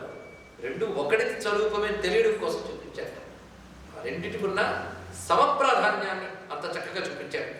చూపించి ఏ ఫార్ములాతో సృష్టి విస్తరించాలో నీకు చూపించడానికి రూపం ధరించాను. స్త్రీ పుంయోగంతో సృష్టి అంతా విస్తరిస్తుంది అన్నాడు. అయితే స్త్రీ సృష్టి నువ్వు చేయలేవురా, నా ఎడమ భాగం చూసుకుంటుందన్నాడు అమ్మవారు. ఆ తల్లి తాను స్త్రీ శరీర సృజన చేసింది ఆ తల్లి. అందుకే స్త్రీలందరూ అమ్మవారి సృజన కనుక స్త్రీల్ని గౌరవించాలి అనేది భారతీయ సంస్కృతి. స్త్రీ శరీర ప్రకృతి అమ్మవారి యొక్క అనుగ్రహంతో వచ్చింది. ఈ విధంగా స్త్రీ పుంతత్వం ఒకే స్వరూపంలో చూపించాడు అర్ధనారీశ్వర స్వామి. ఇది అందమైన విషయం. ఇది చిన్న ఎగ్జాంపుల్తో మనం చెప్పాలి అంటే, ఒక గింజ తీసుకోండి మీరు, మినప గింజ లేకపోతే బఠానీ గింజ తీసుకుంటే మామూలుగా గింజ మామూలుగా ఉంటుంది, గట్టిగా ఉంటుంది. దానికి మొలక రావాలంటే మీరు ఏం చేస్తారు? నానవేస్తారు, తడుపుతారు. తడిపిన తర్వాత దానికి మొలక వస్తుంది. గింజగా ఉన్నప్పుడు ఒక్కటే, మొలక వచ్చిన తర్వాత గింజలు ఇలా అనండి, 2 బద్దలు అవుతాయి. అంటే మొలక రావడానికి గింజ 2 అయింది. సృష్టి అనే మొలక రావడానికి పరమాత్మ అనే గింజ అర్ధనారీశ్వర తత్వంగా 2 అవుతుందండి. ఇది రహస్యం. 2 గింజల నుంచి మొలకొచ్చినట్టు అర్ధనారీశ్వర తత్వం నుంచి విశ్వమంతా ఉత్పన్నమైంది అని గ్రహించారు ఇక్కడ. కనుక అర్ధనారీశ్వరం అత్యద్భుతమైంది. అయితే స్త్రీ పురుషాన్ని లోకంలో విభాగం చేస్తాం, కానీ ప్రతి పురుషుల్లో స్త్రీ ప్రకృతి ఉంటుంది, ప్రతి స్త్రీలో పురుషుడి ప్రకృతి ఉంటుంది. అది సైన్స్ కూడా ఒప్పుకుంటుంది, అవునా లేదు? కనుక అర్ధనారీశ్వర తత్వం ప్రతి దానిలో పురుషుల్లో స్త్రీత్వం, స్త్రీలో పుంస్త్వం కూడా ఉంటుంది ఇక్కడ. అయితే ఒకటి ప్రధానంగా కనపడుతూ రెండవది అంతర్లీనమైనప్పుడు వాడు పురుషుడు అంటున్నాం. అదే స్త్రీత్వం ప్రధానంగా కనపడుతూ పుంస్త్వం లోపలికి వెళ్తే వాడి స్త్రీ అంటున్నాం. కానీ నిజానికి 2 కలిసే ఉంటాయి. ఈ తత్వం మొత్తం విశ్వమంతా వ్యాపించిన శివుడు స్త్రీ పుంభావంతో వ్యాపించాడు కనుక అర్ధనారీశ్వర స్వరూపంగా మనం భావన చేస్తున్నాం. ఇంత అద్భుతమైన అంశం అర్ధనారీశ్వర మూర్తిలో ఉందండి. ఇక పరమేశ్వరుడి మూర్తుల్లో స్వామి యొక్క ఉగ్రమూర్తులు కనబడతాయి. కపాలాలు ధరించి శవభస్మం పూసుకొని ఇలాంటి మూర్తులు. అయితే శివుడు ఇలాంటి మూర్తులు కూడా ధరిస్తాడు, కానీ ఇలాంటి మూర్తులే కాదు. కొంతమందికి శివుడు అనగానే వల్లకాట్లో తిరుగుతాడండి, పుర్రెలు వేసుకు తిరుగుతాడు. అబ్బా పుర్రెలే కదా భయం అంది అంత కావిడ అని ఆ మాట పుర్రెతోనే అంటున్నారండి అని చెప్పాలి. పుర్రె కాదు, అక్కడ ఉన్నది పుర్రె. ఈ పుర్రె అందంగా కనబడడానికి కారణం ఏమిటి? ఒకటే, లోపల చైతన్యం ఉంటేందుకు అందం. తీసేస్తే పుర్రె అన్నీ. ఏవి బయట చూస్తే అసహించుకుంటామో అవన్నీ ప్యాక్ చేస్తేనే మనం, అవునా లేదా చెప్పండి. అవి ఎందుకు అందంగా కనిపిస్తున్నాయంటే వీటిలో చైతన్యం అనే ఒక వస్తువు ఉండడం వల్ల. అది చైతన్యం తీసేస్తే ఉంది శవమే, చైతన్యం ఉంటేనే శివం. అది పట్టుకుంది పుర్రెని, అవునా లేదా? ఇలాంటి ఎన్ని పుర్రెలు పట్టుకుందో, ప్రతి పుర్రెలో చైతన్యం ఉందా లేదా? అబ్బా పుర్రె నేను ముట్టుకోను శివుడు వదిలిస్తే ఏమైపోతాం మనం. అక్కడ చైతన్యం అన్నిటా వ్యాపించింది. పైగా శివుడు అన్నింటిలోనూ ఉంటాడండి. అంతేగాని శ్మశానాల్లో ఉండను అన్నాడు అనుకోండి, అక్కడ లేడు అంటే శూన్యత్వమే కదా. మరి సర్వవ్యాపం ఎలా ఉంటాడు? మంగళాల్లో అమంగళాల్లో కూడా మా వ్యాపించి ఉంటాడు. కానీ ఆయనకి మంగళ అమంగళ అంటాం, అన్నింటిలో వ్యాపించి ఉంటాడు. ఇక్కడ ఆయన వ్యాపించకపోతే అక్కడ ఉనికి లేదు. వస్తువు ఉంది అంటే ఉంది అనేది శివుడు. ఇందాక చెప్పాం కదా, ఉన్నవాడు శివుడు. ఉంది అనేటువంటి ఒక ఆధారం ఆయన. ఆధారం తీస్తే ఏది లేదు. కానీ వస్తువు ఉంది అని కనబడుతుంది అంటే ఉందిగా ఎవడున్నాడు వాడే శివుడు. అది అన్ని చోట్ల ఉంటుంది. వికృతంలో ఉంటుంది, సుకృతంలో ఉంటుంది. నీకు ఇది వికృతము సుకృతము, అది అన్ని సమానం. అందుకే ఇక్కడ ఒక అత్యద్భుతమైన ఫిలాసఫీని వేదం ఇస్తుంది. ఈ ఫిలాసఫీ జీవితంలో మనం అప్లై చేసుకోవాలండి. ఘోరం, అఘోరం, శివం, ఈ 3 శబ్దాలకు అర్థం చేసుకుందాం. ఘోరం, అఘోరం, శివం. ఘోరం అంటే భయంకరం, భరించలేనిది, ఇది ఘోరం. అఘోరం అంటే శాంతం, ఆనందం, ప్రసన్నం. శివం అంటే ఇందాక చెప్పిన అర్థం పట్టండి. ఈ ఘోరాఘోరం అందరికీ కనబడుతుంటాయి ప్రపంచంలో, అవునా లేదా? ఘోరము కనబడుతుంది, అఘోరము కనబడుతుంది. అబ్బా అది ఘోరం బాబు అంటాడు. అఘోరం ఉంటుంది. ఘోరంలో అఘోరంలో కూడా భగవంతుడు ఉంటాడు, అవునా లేదా? ఒకడు తల నిమరాలన్నా చాచిపెట్టి కొట్టాలన్నా చేతికి శక్తి ఉండాలి, అవునా లేదా? కొడితే ఘోరం, నిమిడితే అఘోరం. అది వాడి పని బట్టి, వాడి ప్రయోజనం బట్టి ఒకసారి కొడతాం, ఒకసారి నిముడతాం, అంతే కదా. నచ్చితే నిముడతావు, నచ్చకుండా కొడతాం. కానీ నిమరాలన్నా కొట్టాలని చేయలేవాడా? అది లేవాడని శక్తి ఉండాలి కదా. ఇప్పుడు కొట్టిన పాపం కానీ నిమిడిన పుణ్యం కానీ శక్తికి వస్తుందా? పరమేశ్వరుడు ఈ సృష్టిలో అలా వ్యాపించినప్పుడు ఘోరంగా అఘోరంగా కూడా ఉంటాడు. కొట్టినట్టు నిమిడినట్టు ఇవాళ వాళ్ళ కర్మలు బట్టి వస్తాయి, అంతేకాదు. ఒకప్పుడు ఘోరం, ఇంకొకప్పుడు అఘోరం. ఒకడికి ఘోరం, ఇంకొకడికి అఘోరం, అవునా లేదా? మనకేమో ఏదో ప్రోగ్రాం బయట పెట్టుకున్నాం, తెగ వర్షం పడిపోతుంది. అబ్బా ఏమిటి వర్షం ఘోరంగా అన్నాడు ఒక ఆయన. అక్కడెక్కడో రైతు వాన కోసం ఎదురు చూస్తున్నవాడు వాన పడుతుందని చిందులేస్తాడు. ఇప్పుడు చెప్పండి, వాన మంచిగా చెడ? మంచి కాదు, చెడు కాదు, దాని పని చేస్తుంది. నీ ప్రయోజనం బట్టి రిలేటివ్ టర్మ్ అనుకుంటున్నావు. మంచి కాదు, చెడు కాదు అన్నప్పుడు శివం అనాలి. ఒకడికి మంచి, ఒకడికి చెడు అయినప్పుడు అఘోరం ఘోరం అనాలి. ఇప్పుడు 3 ఒకటేనా కాదా చెప్పండి. అయితే వీడికి సరిగ్గా వీడి పని పెట్టుకున్నప్పుడే కురిసి పని పాడు చేసిందంటే వీడి పాపం కర్మ అలా అనుభవిస్తున్నాడు. వాడికి పుణ్యం కర్మ అనుభవిస్తున్నాడు. కానీ భగవంతుడు వాడి కర్మలను అనుసరించి ఫలాలు ఇస్తాడు. అందులో బాధించేటప్పుడు, ప్రకృతి నుంచి బాధించేటప్పుడు ఘోరం, అనుగ్రహించేటప్పుడు అఘోరం. కానీ నిజాలుగా రెండు అని అంటాం, అది శివం అని తెలుసుకోవాలి. ఘోరం, అఘోరం, శివం. ప్రపంచంలో 3 మీరు అబ్జర్వ్ చేయండి, అన్ని చోట్ల ఇదే కనబడుతుంది. మరి ఇది లైఫ్ ఫిలాసఫీ చేసేసుకోవాలండి. ఘోరం, అఘోరం, శివం. ఇది గమనించితే ఘోరంగా ఉన్న శివుడికి, అఘోరంగా ఉన్న శివుడికి కూడా నమస్కారం అంది వేదం, తెలుసా? అఘోరేభ్యో అఘోరేభ్యో ఘోర ఘోరతరేభ్య సర్వేభ్య సర్వశర్వేభ్యో నమస్తే అస్తు రుద్రరూపేభ్య. నిజానికి ఫిలాసఫీ ఎంత కనబడుతుందండి. రామకృష్ణ పరమహంస చెప్పిన మాట గుర్తొస్తుంది. హిందూ మతంలో arts, science and philosophy 3 blend అయి ఉంటాయని చెప్పాడు. అద్భుతంగా చెప్పాడు. మొత్తానికి ఘోరం, అఘోరం, శివం. ఇప్పుడు మనకు ఎవరు కావాలి? ఇందులో శివం కావాలి. అప్పుడు ఘోరం, అఘోరంలో వాడే ఉన్నాడు తెలుసుకో. సృష్టిలో ఘోరం ఉండకూడదు అనుకో. ఘోరం ఉండని, అఘోరం ఉండని, నాకు మాత్రం హాయి ఉండే. అవునా లేదా? సమ్మర్ వచ్చింది, సూర్యుడు ఎలా ఉంటాడండి? ఘోరాది ఘోరం. అవునా లేదా? అదే మంచి వింటర్లో సూర్యుడు కనబడకపోతే వర్షాల కాలంలో ఒక్క రోజున కనబడితే బాగుంటుంది. అప్పుడు సూర్యుడు ఉదయించగానే అబ్బా ఘోరం. చెప్పండి. వాన పడకపోతే ఘోరం, పడి ఎక్కువైపోతే ఘోరం. ఎలా చెప్తావు? కానీ వాటి వల్ల అవి చేయని నీకెందుకు? నీకు వాటి వల్ల మంచి జరిగితే చాలు. ఘోరమైన, అఘోరమైన నీకు శివం కావాలి. ఎక్కడ తెలుస్తుంది చాలు. అది ఉగ్రమైన సూర్యుడు రావాలి. ఆయన అంత అలా రాకపోతే తర్వాత వాళ్ళని ఎక్కడ వస్తాయి? అవి ఉంటాయి. అది బుద్ధి చెప్పువాడు బుద్ధితే నేమయ్యా విశ్వదాభిరా అంటున్నాను. బుద్ధితో బుద్ధిని కానీ తర్వాత మనకు వచ్చిందా లేదా? కనుక ఇవాళ ఘోరం అనిపించింది పరిణామంలో. పరిణామంలో చిన్నప్పుడు తెల్లవారుజామున చదువుకొని తల్లన్నప్పుడు ఆవిడ రాక్షసులు అక్కడ ఘోరమే. కానీ అప్పుడు ఆవిడ ఘోరంగా ఉంది కనుక ఇప్పుడు 4 వేలు నోట్లో వెళ్తుంది. అవునా లేదా? అలాగే యోగా నేర్చుకోవడానికి వెళ్తాం. ఎందుకు వచ్చారు అనిపిస్తుంది. మడత పెట్టమంటాడు, పొద్దున్నే రమ్మంటాడు. మొదటి రోజు మడత పెట్టేసేవాడు కీళ్ళు నొప్పులు వచ్చేస్తాయి, అన్ని బాధలు. నొప్పులు వచ్చేది మానేశాడు ఇంకా పెరుగుతాయి. కష్టపడ్డా అనుకో బాగుంటాం. మరి ఘోరం, అఘోరం అయిందా లేదా? కానీ ఘోరమైన, అఘోరమైన నీకు అనవసరం. రిలేటివ్ టర్మ్స్ అవి శివం అని తెలుసుకో. శివం ఎప్పుడూ ఉంటాయి ఇక్కడ. ఘోరం, అఘోరం, శివం ఈ తత్వం మొత్తం తెలుసుకుంటే శివారాధన చేసేవాడికి ఘోరమైన, అఘోరమైన శివంగా మారిపోతుంది. అది రహస్యం. ఈ మాట అంటాడండి దుర్జన్ గారు. పవి పుష్పం అగ్ని మంచం అకూపారంపు భూమి స్థలము శత్రుండతిమిత్రుడు విషము దివ్యాహారము అవనీ మండలి లోపల శివశివేత్య భాషణోల్లాసికి శివనీ నామము సర్వవశ్యకరము శ్రీకాళహస్తీశ్వర. ఎవడైతే శివనామం అంటాడో వాడి మీద వజ్రాయుధం వేస్తే పూలదండగా మారిపోతుంది. వాడిని నిప్పుల్లో తోస్తే చల్లని నీరులా మారిపోతుంది. వాడిని సముద్రంలో పడేస్తే అది భూమిగా మారిపోతుంది. వాడికి విషమిస్తే అమృతంగా మారిపోతుంది. శివభక్తుడికి అలా జరుగుతుందయ్యా ఇలా చెప్తారు. కానీ ఏమైనా అండి అంటే ప్రహ్లాదుడికి ఏం జరిగింది? ఇదే జరిగింది. అని శివభక్తుడు కాదా అని అనం. ఇంత శివ అంటే ఏమిటో తెలిసే ప్రశ్నే రాదు. పరమాత్మని ప్రతిదానంలో చూసేవాడికి ప్రతిదానం నుంచి పరమాత్మ కాపాడాలి. అది భగవత్ పూజ అంటే ఏమిటో కాదంటే అన్నింటిలో ఈశ్వరుడిని చూడడం అనే అభ్యాసానికి భగవదారాధన చేయాలి. అప్పుడు నువ్వు ప్రతిదాంట్లోంచి ఈశ్వరుడే కనబడుతూ ఉంటే నీకు భయం లేదు, నిర్భయంగా ఉంటావు. శివస్పృహ నీకుంటే ప్రతిదీ శివమే. ఈ ఆలోచన ఎలాంటిదంటే ఒక చిన్నపిల్లాన్ని ఏడిపించడానికి లేదా ఆడించడానికి వాళ్ళ నాన్న ఒక పులి మాస్క్ తెచ్చుకున్నాడు. తెలుసు కదా పులి మాస్క్. అందులో మధ్యలో కన్నాలు ఉన్నాయి. పిల్లడు హ్యాన్ భయపెట్టాడు. పిల్లడు నా భయం భయం అన్నాడు. ఆఖరి కొంతసేపు పిల్లాడు తెలివైన వాడు ఆ రంధ్రాల నుంచి వాళ్ళ నాన్న కళ్ళు పోల్చాడు.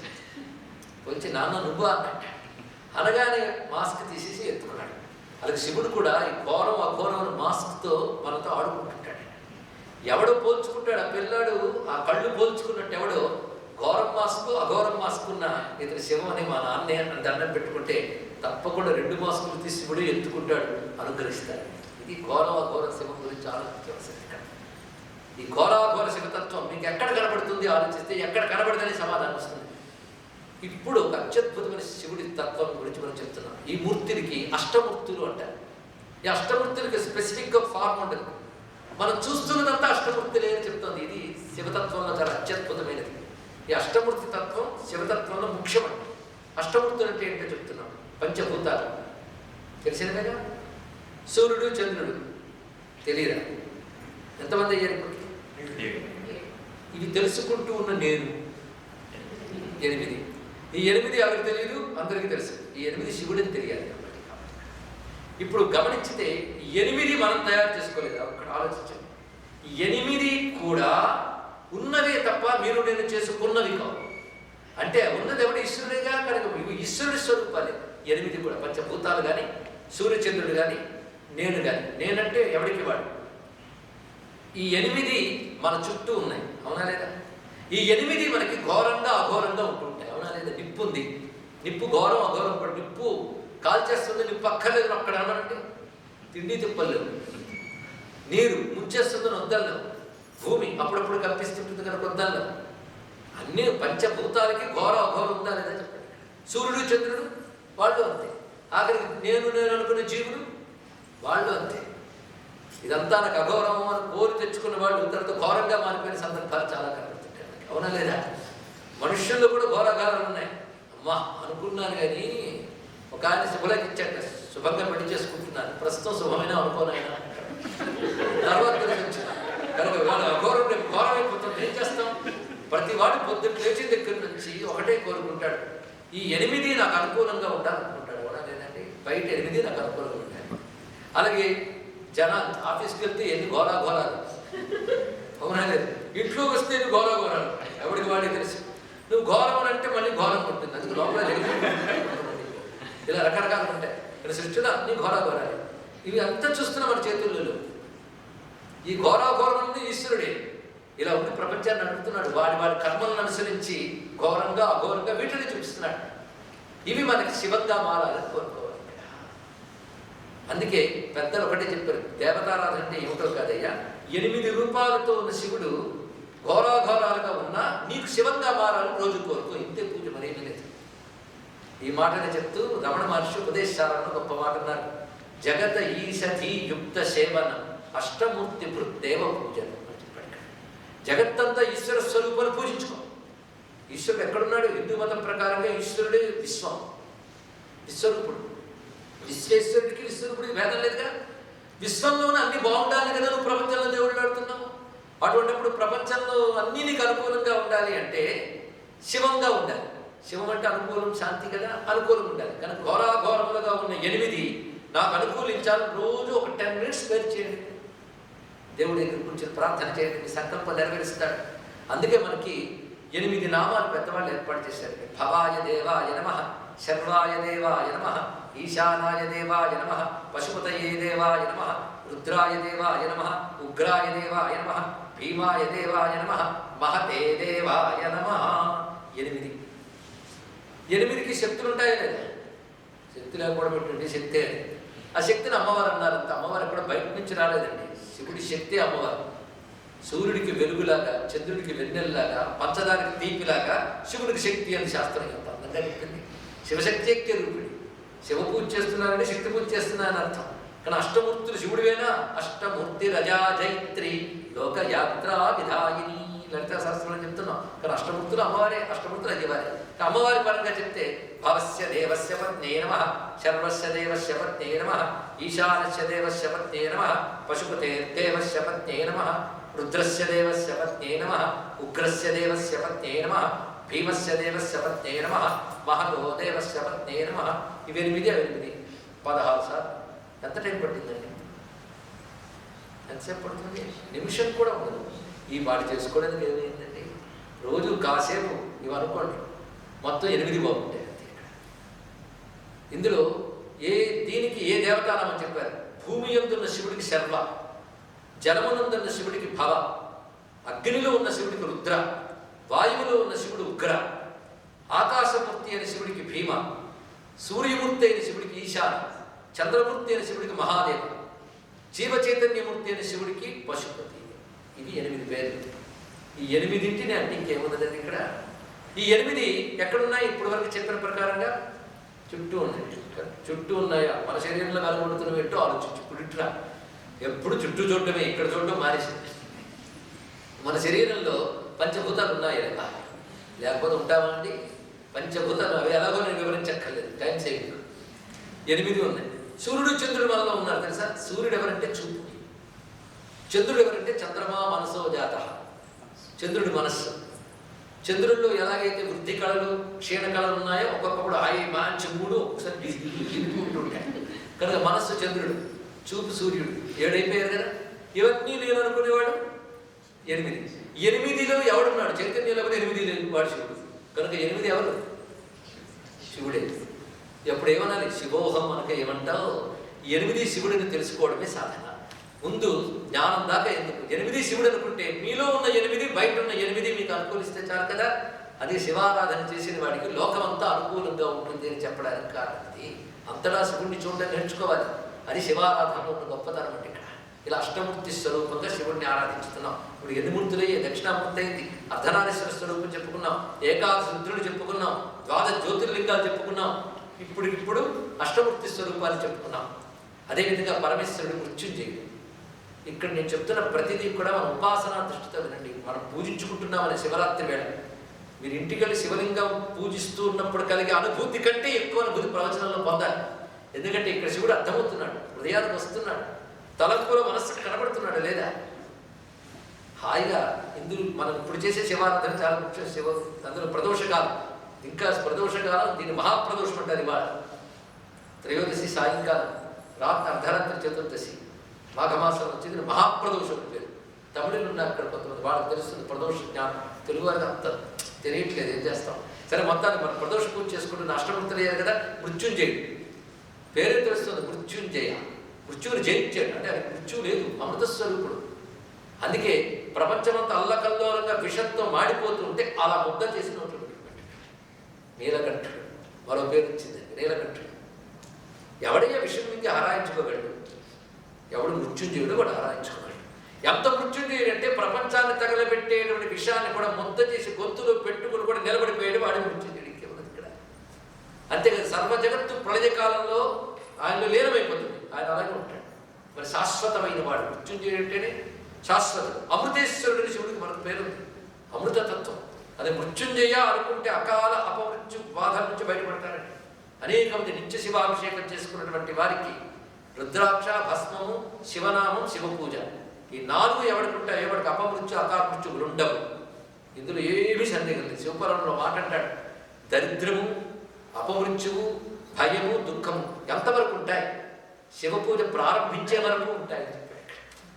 ఎంత రమ్యమైన సమాధానం. చేసి చూడండి. నేను ఎగ్జాంపుల్స్తో చెప్పాలంటే వారం రోజులు ప్రవచనం అవుతుంది. ఎంతమంది పురాణం ఎగ్జాంపుల్స్ కాదు, ఒక మార్కండేయుడు, ఇలా ఎందరినో ఉదాహరణ చెప్పచ్చు. పురాణం ఉదాహరణ కాదు, ఇటీవల కాలంలో కూడా చాలా జరిగాయి. కానీ నేను సమయాన్ని దృష్టిలో పెట్టుకుని చెప్పట్లేదు. మృత్యుంజయుడు, మృత్యుంజయ అనే నామమే చాలా విశేషమైనది. శ్రీ మృత్యుంజయాయ నమ శివాయ చాలదండి. మృత్యుంజయుడు ఎలా ఉంటాడు? నామం అనగానే ఒక మూర్తి స్ఫురించాలండి. ఆ మూర్తి స్ఫురణ చాలా మనకు శాంతినిస్తుంది. మృత్యుంజయుడు ఎలా ఉంటాడు? పేరు అనగానే రూపం మారిపోతుంది. ఇంటికి అమ్మ వచ్చింది, పిల్లాడు అప్పుడే స్కూల్ నుంచి వచ్చాడు, అమ్మ ఇంట్లో కనబడలేదు. ఎక్కడికి వెళ్ళిందిరా అంటే పేరెంటానికి వెళ్ళింది అన్నాడు. వీడికి ఆకలి దంచేస్తుంది. అమ్మ రాగానే, అమ్మ ఆకలిస్తుంది, ఏం చేస్తున్నావు అంటే 1 minute ప్లీజ్ అంటుంది. అవి లోపలికి వెళ్ళి పేరెంట్ చీర తీసేసి నేత చీర కట్టుకుని వచ్చి ఇంకా బట్టలు పట్టుకుంది. రూపం మారిపోయింది చెప్పండి. ఆ తర్వాత మీరు కూర్చున్నప్పుడు అమ్మ డబ్బులు ఇవ్వమ్మా అంటే డబ్బులు ఇస్తుంది, అప్పుడు రూపం మారిపోయింది. అరే, మన బతుకు తీర్చిదిద్దడానికి ఒక్క అమ్మ 2 రూపాయలు ధరిస్తే ప్రపంచం కోసం భగవంతుడు 2 రూపాయలు ధరించాలండి. మన అవసరాల కోసం మృత్యుంజయుడు అనగానే ఒక రూపం వచ్చింది. దక్షిణామూర్తి రూపం గుర్తుంది కదా. మృత్యుంజయుడు ఎలా ఉంటాడో చూద్దాం. మృత్యుంజయుడు రూపాన్ని ధ్యానంలో భావిద్దాం ఒక్కసారి. హస్తాంభోజయుగస్థకుంభయుగళాదృత్యతోయం శిరః సించింతం కలయో యుగేన గతకం స్వాంకేశకం భౌకరం అక్షస్రం మృగహస్తమంబుజగతం మూర్ధస్థ చంద్రస్రవత్ పీయూషార్ధృతం భజేశ గిరిజం త్రియక్షంచ మృత్యుంజయం. ఇక్కడ శివుడు తెల్లని కమలంలో కూర్చున్నాడు. శివుడు ఎప్పుడు తెల్లగా ఉంటాడు, శుద్ధమైన వాడని చెప్పడం కోసం. 8 చేతులు శివుడికి ఉన్నాయి. 8 చేతులు అంటే అష్టదిక్కుల్లో వ్యాపించిపోయిన వాడని చెప్పడం. ఇక్కడ 8 చేతుల్లో ఇటు 2 చేతులు, ఇటు 2 చేతులు అంటే 4 చేతులు. ఈ 2 చేతులతో ఒక అమృత కలశాన్ని పట్టుకున్నాడు. ఇటు అటు అమృత కలశాలు.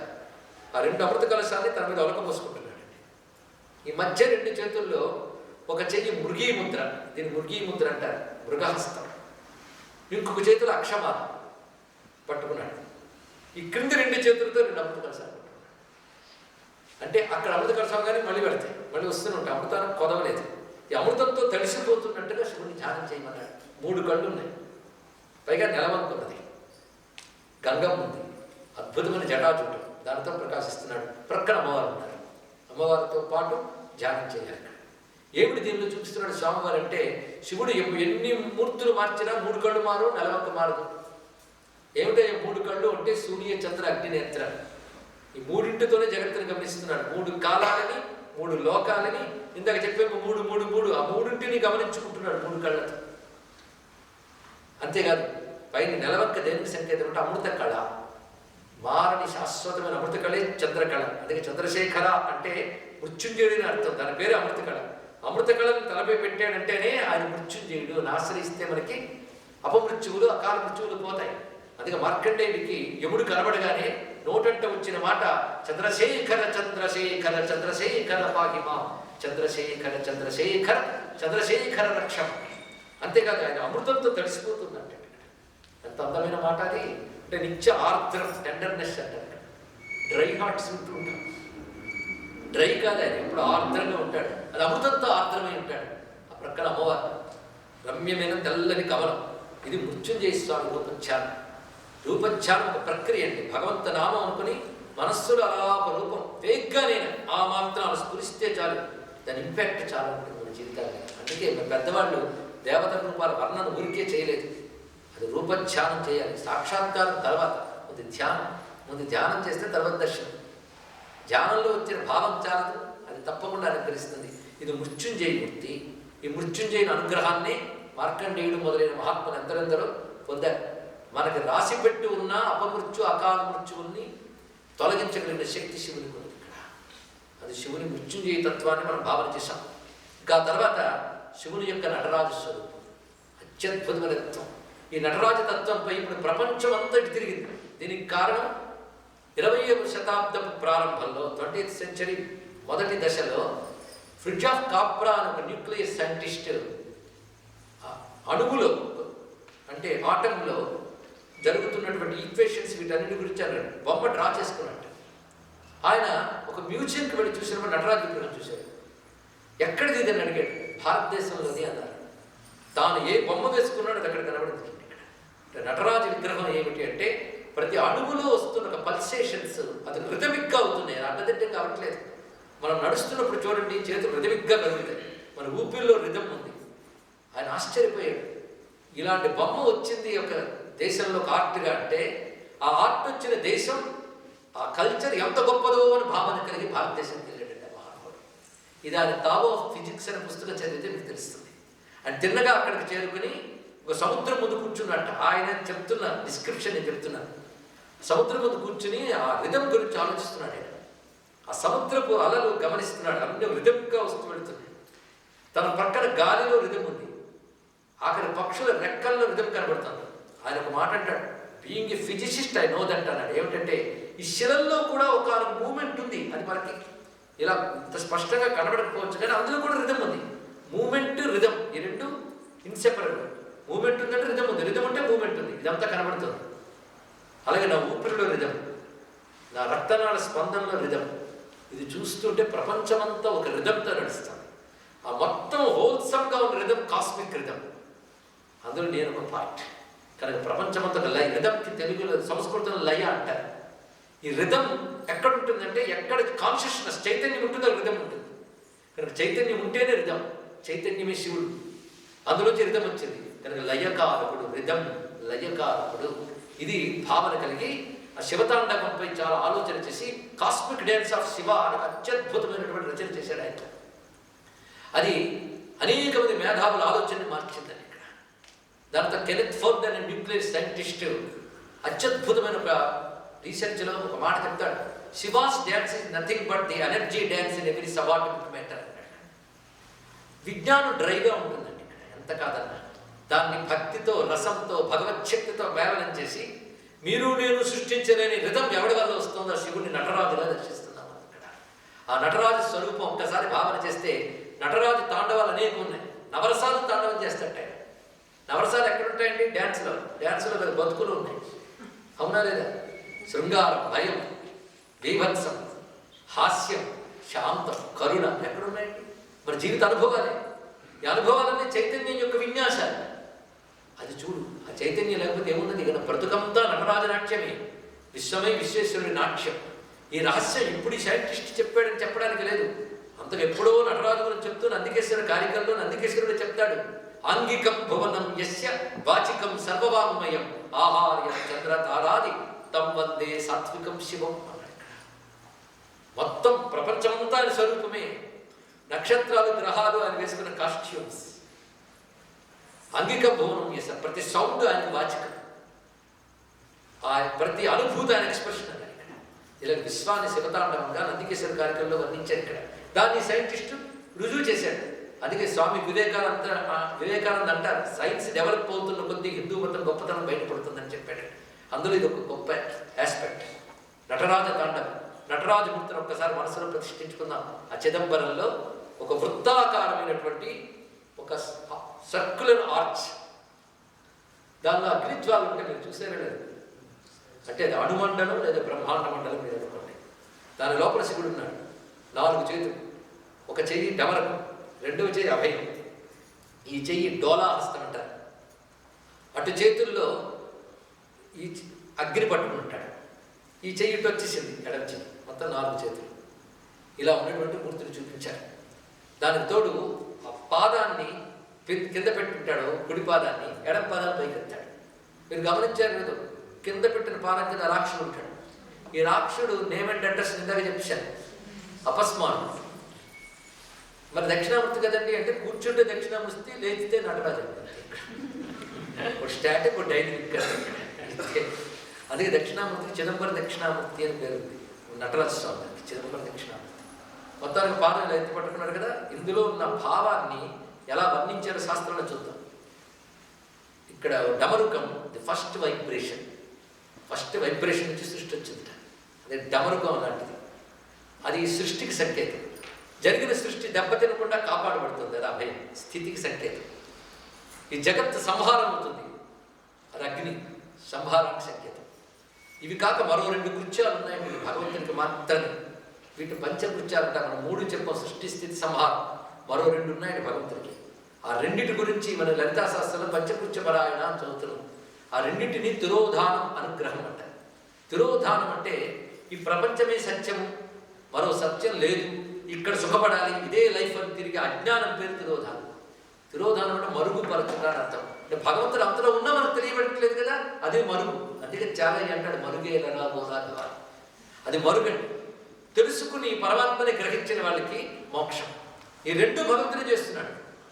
అజ్ఞానంతో భగవంతుని తెలుసుకోలేక సంసారంలో బంధింపబడితే తిరోధానం, దాని నుంచి బయటపడితే మోక్షం. ఈ 2 ఆయన ఇస్తున్నాడండి. కొందరు గారెలు వేయించేటప్పుడు గారెలు వేసేది ఆవిడే, తీసేది ఆవిడే. తీసేకాడికి వేయడం ఎందుకంటే అనకూడదుగా. గారె వేసి తీశారు. ఎవరు తీశారు, ఎవరు వేశారో వాళ్ళే తీశారు. అందులో కొన్ని గారెలు తీస్తారు, కొన్ని గారెలు ఉంచుతారు. అంటే వేగని గారెలు వేగిస్తారు, వేగిన గారెలు తీసేస్తారు. అలాగే సంసారంలో గారెల్లో పడ్డ మనం కొంతమంది ఇందులోనే దేవుళ్ళు అడుగుతుంటారు. వేగిపోయిన కూడా బయటకు వస్తారు. బయటకు వస్తే మోక్షం, లోపల ఉంటే బంధం. ఇప్పుడు అర్థమైంది కదా. ఆ 2 ఎవరు చేస్తున్నారు? ఎవడు యోగ్యుడు వాడిని సంసారంలో ఉంచి బంధిస్తూ ఉన్నాడు, యోగ్యులైన వాడు మోక్షం ఇస్తున్నాడు, యోగ్యత లేని వాడిని మళ్ళీ సంసారంలో ఇస్తున్నాడు. దీన్ని బంధం మోక్షం అంటారు. బంధ మోక్షాలు ఎవరు ఇవ్వగలరు? రా నీ మోక్షం ఇస్తాను ఎవడైనా అనగలండి. ఇక్కడ అన్నాడంటే వంచకుడు అర్థం. నా ఫోటో ఇంట్లో పెట్టుగా మోక్షం గ్యారెంటీ అంటే వీడికే లేదు, వాడికే. ఇప్పుడు 5 భగవంతుడు తప్ప ఇంకోటి చేయలేరు. సృష్టి, స్థితి, లయ, బంధం, మోక్షం. ఈ 5 ఈశ్వర కృత్యాలు అంటారు. ఈ జీవుడి కృత్యాలతో మనం ఏమీ చేయలేం. వీటిలో తిరగడమే వాళ్ళ పని. ఈ 5 చేసేవాడు ఆయన పంచకృత్య. అది శక్తితో చేస్తాడు కనుక 5 అమ్మవారే అన్నారు. ఈ 5 మీరు ఒక్కసారి చూడండి. సృష్టి, డమరుకం, స్థితి, సంహారం. ఈ భూమి కింద పెట్టేటి పాదం అది తిరోధానం, పైకెత్తిన పాదం అనుగ్రహం. అందుకే ఈ పాదాన్ని నువ్వు పట్టుకుంటే నా అభిమిస్తానని చెప్తున్నాడు. అలా చూపిస్తూ నిలబెట్టాడు. ఇప్పుడు ఈ 5 పాయింట్స్ సృష్టి, స్థితి, సంహార, తిరోధానం, అనుగ్రహం 5. 5 దగ్గర 5 అక్షరాలు రాయండి. న, మ, శి, వ, య. ఇదే పంచాక్షరం. పంచాక్షరాలు పంచకృత్యములు ఎలా ఉన్నాయి? పంచకృత్యాలు తానే అని చెప్తున్నవాడే పరమేశ్వరుడు. ఆయన తెలియజేసే మంత్రం నమశివాయ పంచాక్షరి. ఇది నటరాజమూర్తిలో మనకు కనబడుతున్న అద్భుతమైన తత్వం. ఇలాగా లింగ రూపంగా ఉన్న నిరాకార తత్వం నుంచి ఆయన పరివారమూర్తిగా, దక్షిణామూర్తిగా, అర్ధనారీశ్వరమూర్తిగా, అష్టమూర్తులుగా, ఏకాశ రుద్రులుగా, 12 జ్యోతిర్లింగాలుగా, చివరికి వచ్చేటప్పటికల్లా మనకి నటరాజ స్వామి మృత్యుంజయుడిగా దర్శనమిచ్చాడు. ఇప్పుడు ఇందులో ఏ మూర్తి మనకు ఎక్కువ నచ్చింది? అన్నీ బాగుంది, అన్నీ కావాలనిపిస్తుంది, ప్రతిదీ మధురమే. అన్ని మూర్తులు కల్పించుకుని ఒక్క శివలింగ రూపంలో జ్యోతిర్మయ రూపంలో ఉన్నాడు ఇక్కడ. ఇలా పరమేశ్వరుడు ఇన్ని రూపాలతో ఉంటూ మనం అనుకరిస్తున్నాడు. కొన్ని చెప్పుకోగలిగా ఎన్నో ఉన్నప్పటికీ చాలకు చెప్పుకున్న కొద్దీ మనం ధన్యులు చేస్తాయి. అందుకే శివ అంటే శుభస్వరూపుడు. శంకర, శమ్మనగా శుభము, శాంతి, సుఖము, వీటిని ఇచ్చువాడు కనుక శంకర. ఎక్కడి నుంచి ఇస్తాడు? వాటన్నిటికీ ఆయన రూట్ కాజ్. శంభూ, భూ అంటే ఉనికి, ఆధారం. శమ్మనబడే సుఖానికి, శాంతికి ఆయనే ఆధారం. ఆయన పేరు రుద్రుడు. రుద్రుడు అంటే అర్థం ఏంటంటే ఏడిపించువాడు. ఏడిపించేవాడు అంటే కరిగించేస్తాడు. ఇక్కడ అగ్ని లక్షణం కరిగిస్తాం అంతే కదా. రుద్ర శబ్దానికి అర్థం ఏంటంటే దుఃఖాన్ని, దుఃఖ కారణాన్ని పోగొట్టువాడు. దుఃఖం దుఃఖ హేతుర్వా తద్రావయతిన ప్రభువు. దుఃఖాన్ని, దుఃఖ కారణాన్ని కూడా తీస్తాడు. అది గొప్ప విషయం. ఒక ఆయన ఏడుస్తుంటే వీళ్ళు కళ్ళు తుడిచాడు. ఏం లాభం? కళ్ళు తుడిచాడు కానీ ఏడుపు పోగొట్టాడు. కళ్ళు తుడిస్తే దుఃఖం పోతుందండి, దుఃఖ కారణం పోవాలి.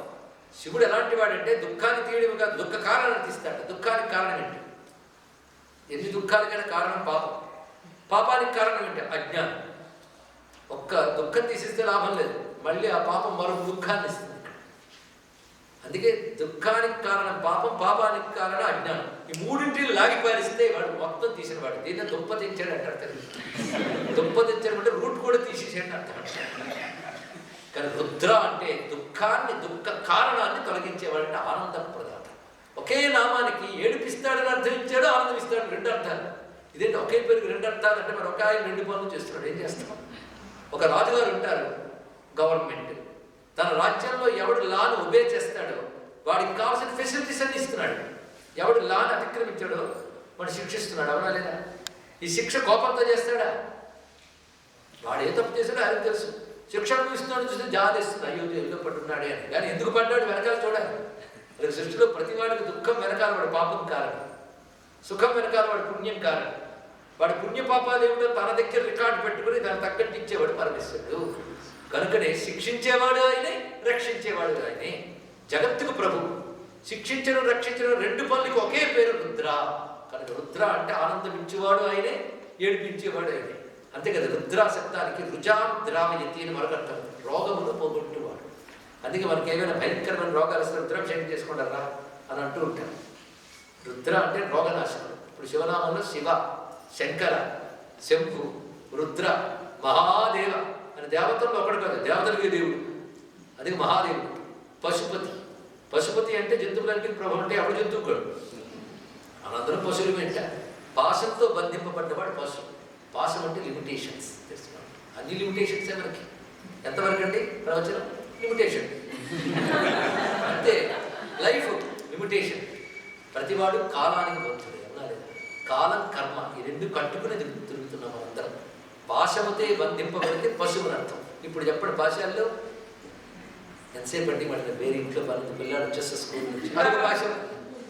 కర్మపాశాలు, గుణపాశాలు, కాలపాశాలు, ఎన్ని పాశాలు ఎన్ని చెప్పేది. ఏడుగుని తాడుతో కడతారు తెలుసు కదా.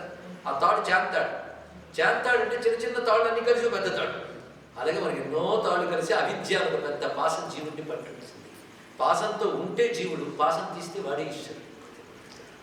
లిమిటేషన్స్, కాలబద్ధం. అందుకే బ్రహ్మాద్యా స్థావరాంతశ్చ పశవ పరికీర్తిత తేషాం పతిత్వా దేవేశ శివ పశుపతి స్మృత. పిపీల కొమ్మల బ్రహ్మ వరకు అందరూ కాలబద్ధులే, కర్మబద్ధులే. మనకంటే ఎక్కువ కాలం ఉంటారు దేవతలు, కానీ వాళ్ళకు కాలం. క్రిమికీటకాల కంటే మన లైఫ్ ఎక్కువ, కానీ దానికి ఒక స్పేర్, మనకు ఒక స్పేర్. దేని లిమిటేషన్ దానిది. దానికి అదే పెద్ద బతుకు, మనకి ఇదే పెద్ద బతుకు, బ్రహ్మగారికి అదే బతుకు. కానీ వీళ్ళందరికీ ఎప్పుడో మొత్తం పూర్తి అయిపోతుంది. అందరినీ పూర్తి చేసేవాడు ఆయన, అందరికీ ఆ లైఫ్ స్పాన్ ఇచ్చేవాడు ఆయన, గమనించుకుంటుంటాడు ఆయన ఇక్కడ. కనుకనే కాలము అనగా కాల కర్మ రూపమైన పాశములు, పాశములతో బంధింపబడ్డ జీవులు, ఈ ఇద్దరు ఎవరి అధీనంలో ఉన్నారో వాడు పశుపతి. ఒక్కొక్క నామానికి అంత లోతైన భావం. అందుకు నామ అర్థసహితంగా అంటూ ఉంటే అదే పెద్ద పూజ. ఇలాగా అపారమైన శివతత్వంలో కొన్ని కోణాలు మనం వాళ్ళు తెలుసుకుని మనకు భగవంతుని కేటాయించిన సమయాన్ని ఈ శివతత్వ స్మరణతో ధన్యం చేసుకున్నాం. అందరికీ ఇప్పుడు చెప్పిన శివమూర్తులు ఆ మూర్తుల వల్ల వచ్చే అనుగ్రహాలు లభించుగాక, శివానుగ్రహం సిద్ధించుగాక. సర్వం శ్రీ శివార్పణమస్తు. ఒక్కసారి అందరం కూడా అన్నాం. శ్రీ శివాయ నమః, శ్రీ శివాయ నమః, శ్రీ మహేశ్వరాయ నమః, శ్రీ మహేశ్వరాయ నమః, శ్రీ రుద్రాయ నమః, శ్రీ రుద్రాయ నమః, శ్రీ విష్ణవే నమః, శ్రీ విష్ణవే నమః, శ్రీ పితామహాయ నమః, శ్రీ పితామహాయ నమః, శ్రీ సర్వజ్ఞాయ నమః, శ్రీ సర్వజ్ఞాయ నమః, శ్రీ సంసార వైద్యాయ నమః, శ్రీ సంసార వైద్యాయ నమః, శ్రీ పరమాత్మనే నమః, శ్రీ పరమాత్మనే నమః. ఇవాళ మీతో చెప్తున్న నెపంతో ఇంతవరకు శివచింతన శివమననం చేసుకునే అవకాశం లభింపజేసిన శివానుగ్రహానికి నమస్కారం సమర్పణ చేసుకుంటూ, దానికి నిమిత్త కారణమైనటువంటి కార్యక్రమ నిర్వాహకులకి, శ్రోతలకి, మీ అందరూ ఉన్న శివునికి ప్రణమిల్లుతూ రేపటి రోజున మళ్ళీ ఇక్కడ సమావేశం అవుదాం. 6:30 ప్రవచనం ప్రారంభించుకుందాం. రేపు విష్ణు సహస్రనామ స్తోత్రం, దాని యొక్క వైభవం, మహిమ ఇది చెప్పుకోవడం జరుగుతుంది. స్వస్తి. నమః పార్వతీపతయే. హర హర మహాదేవ.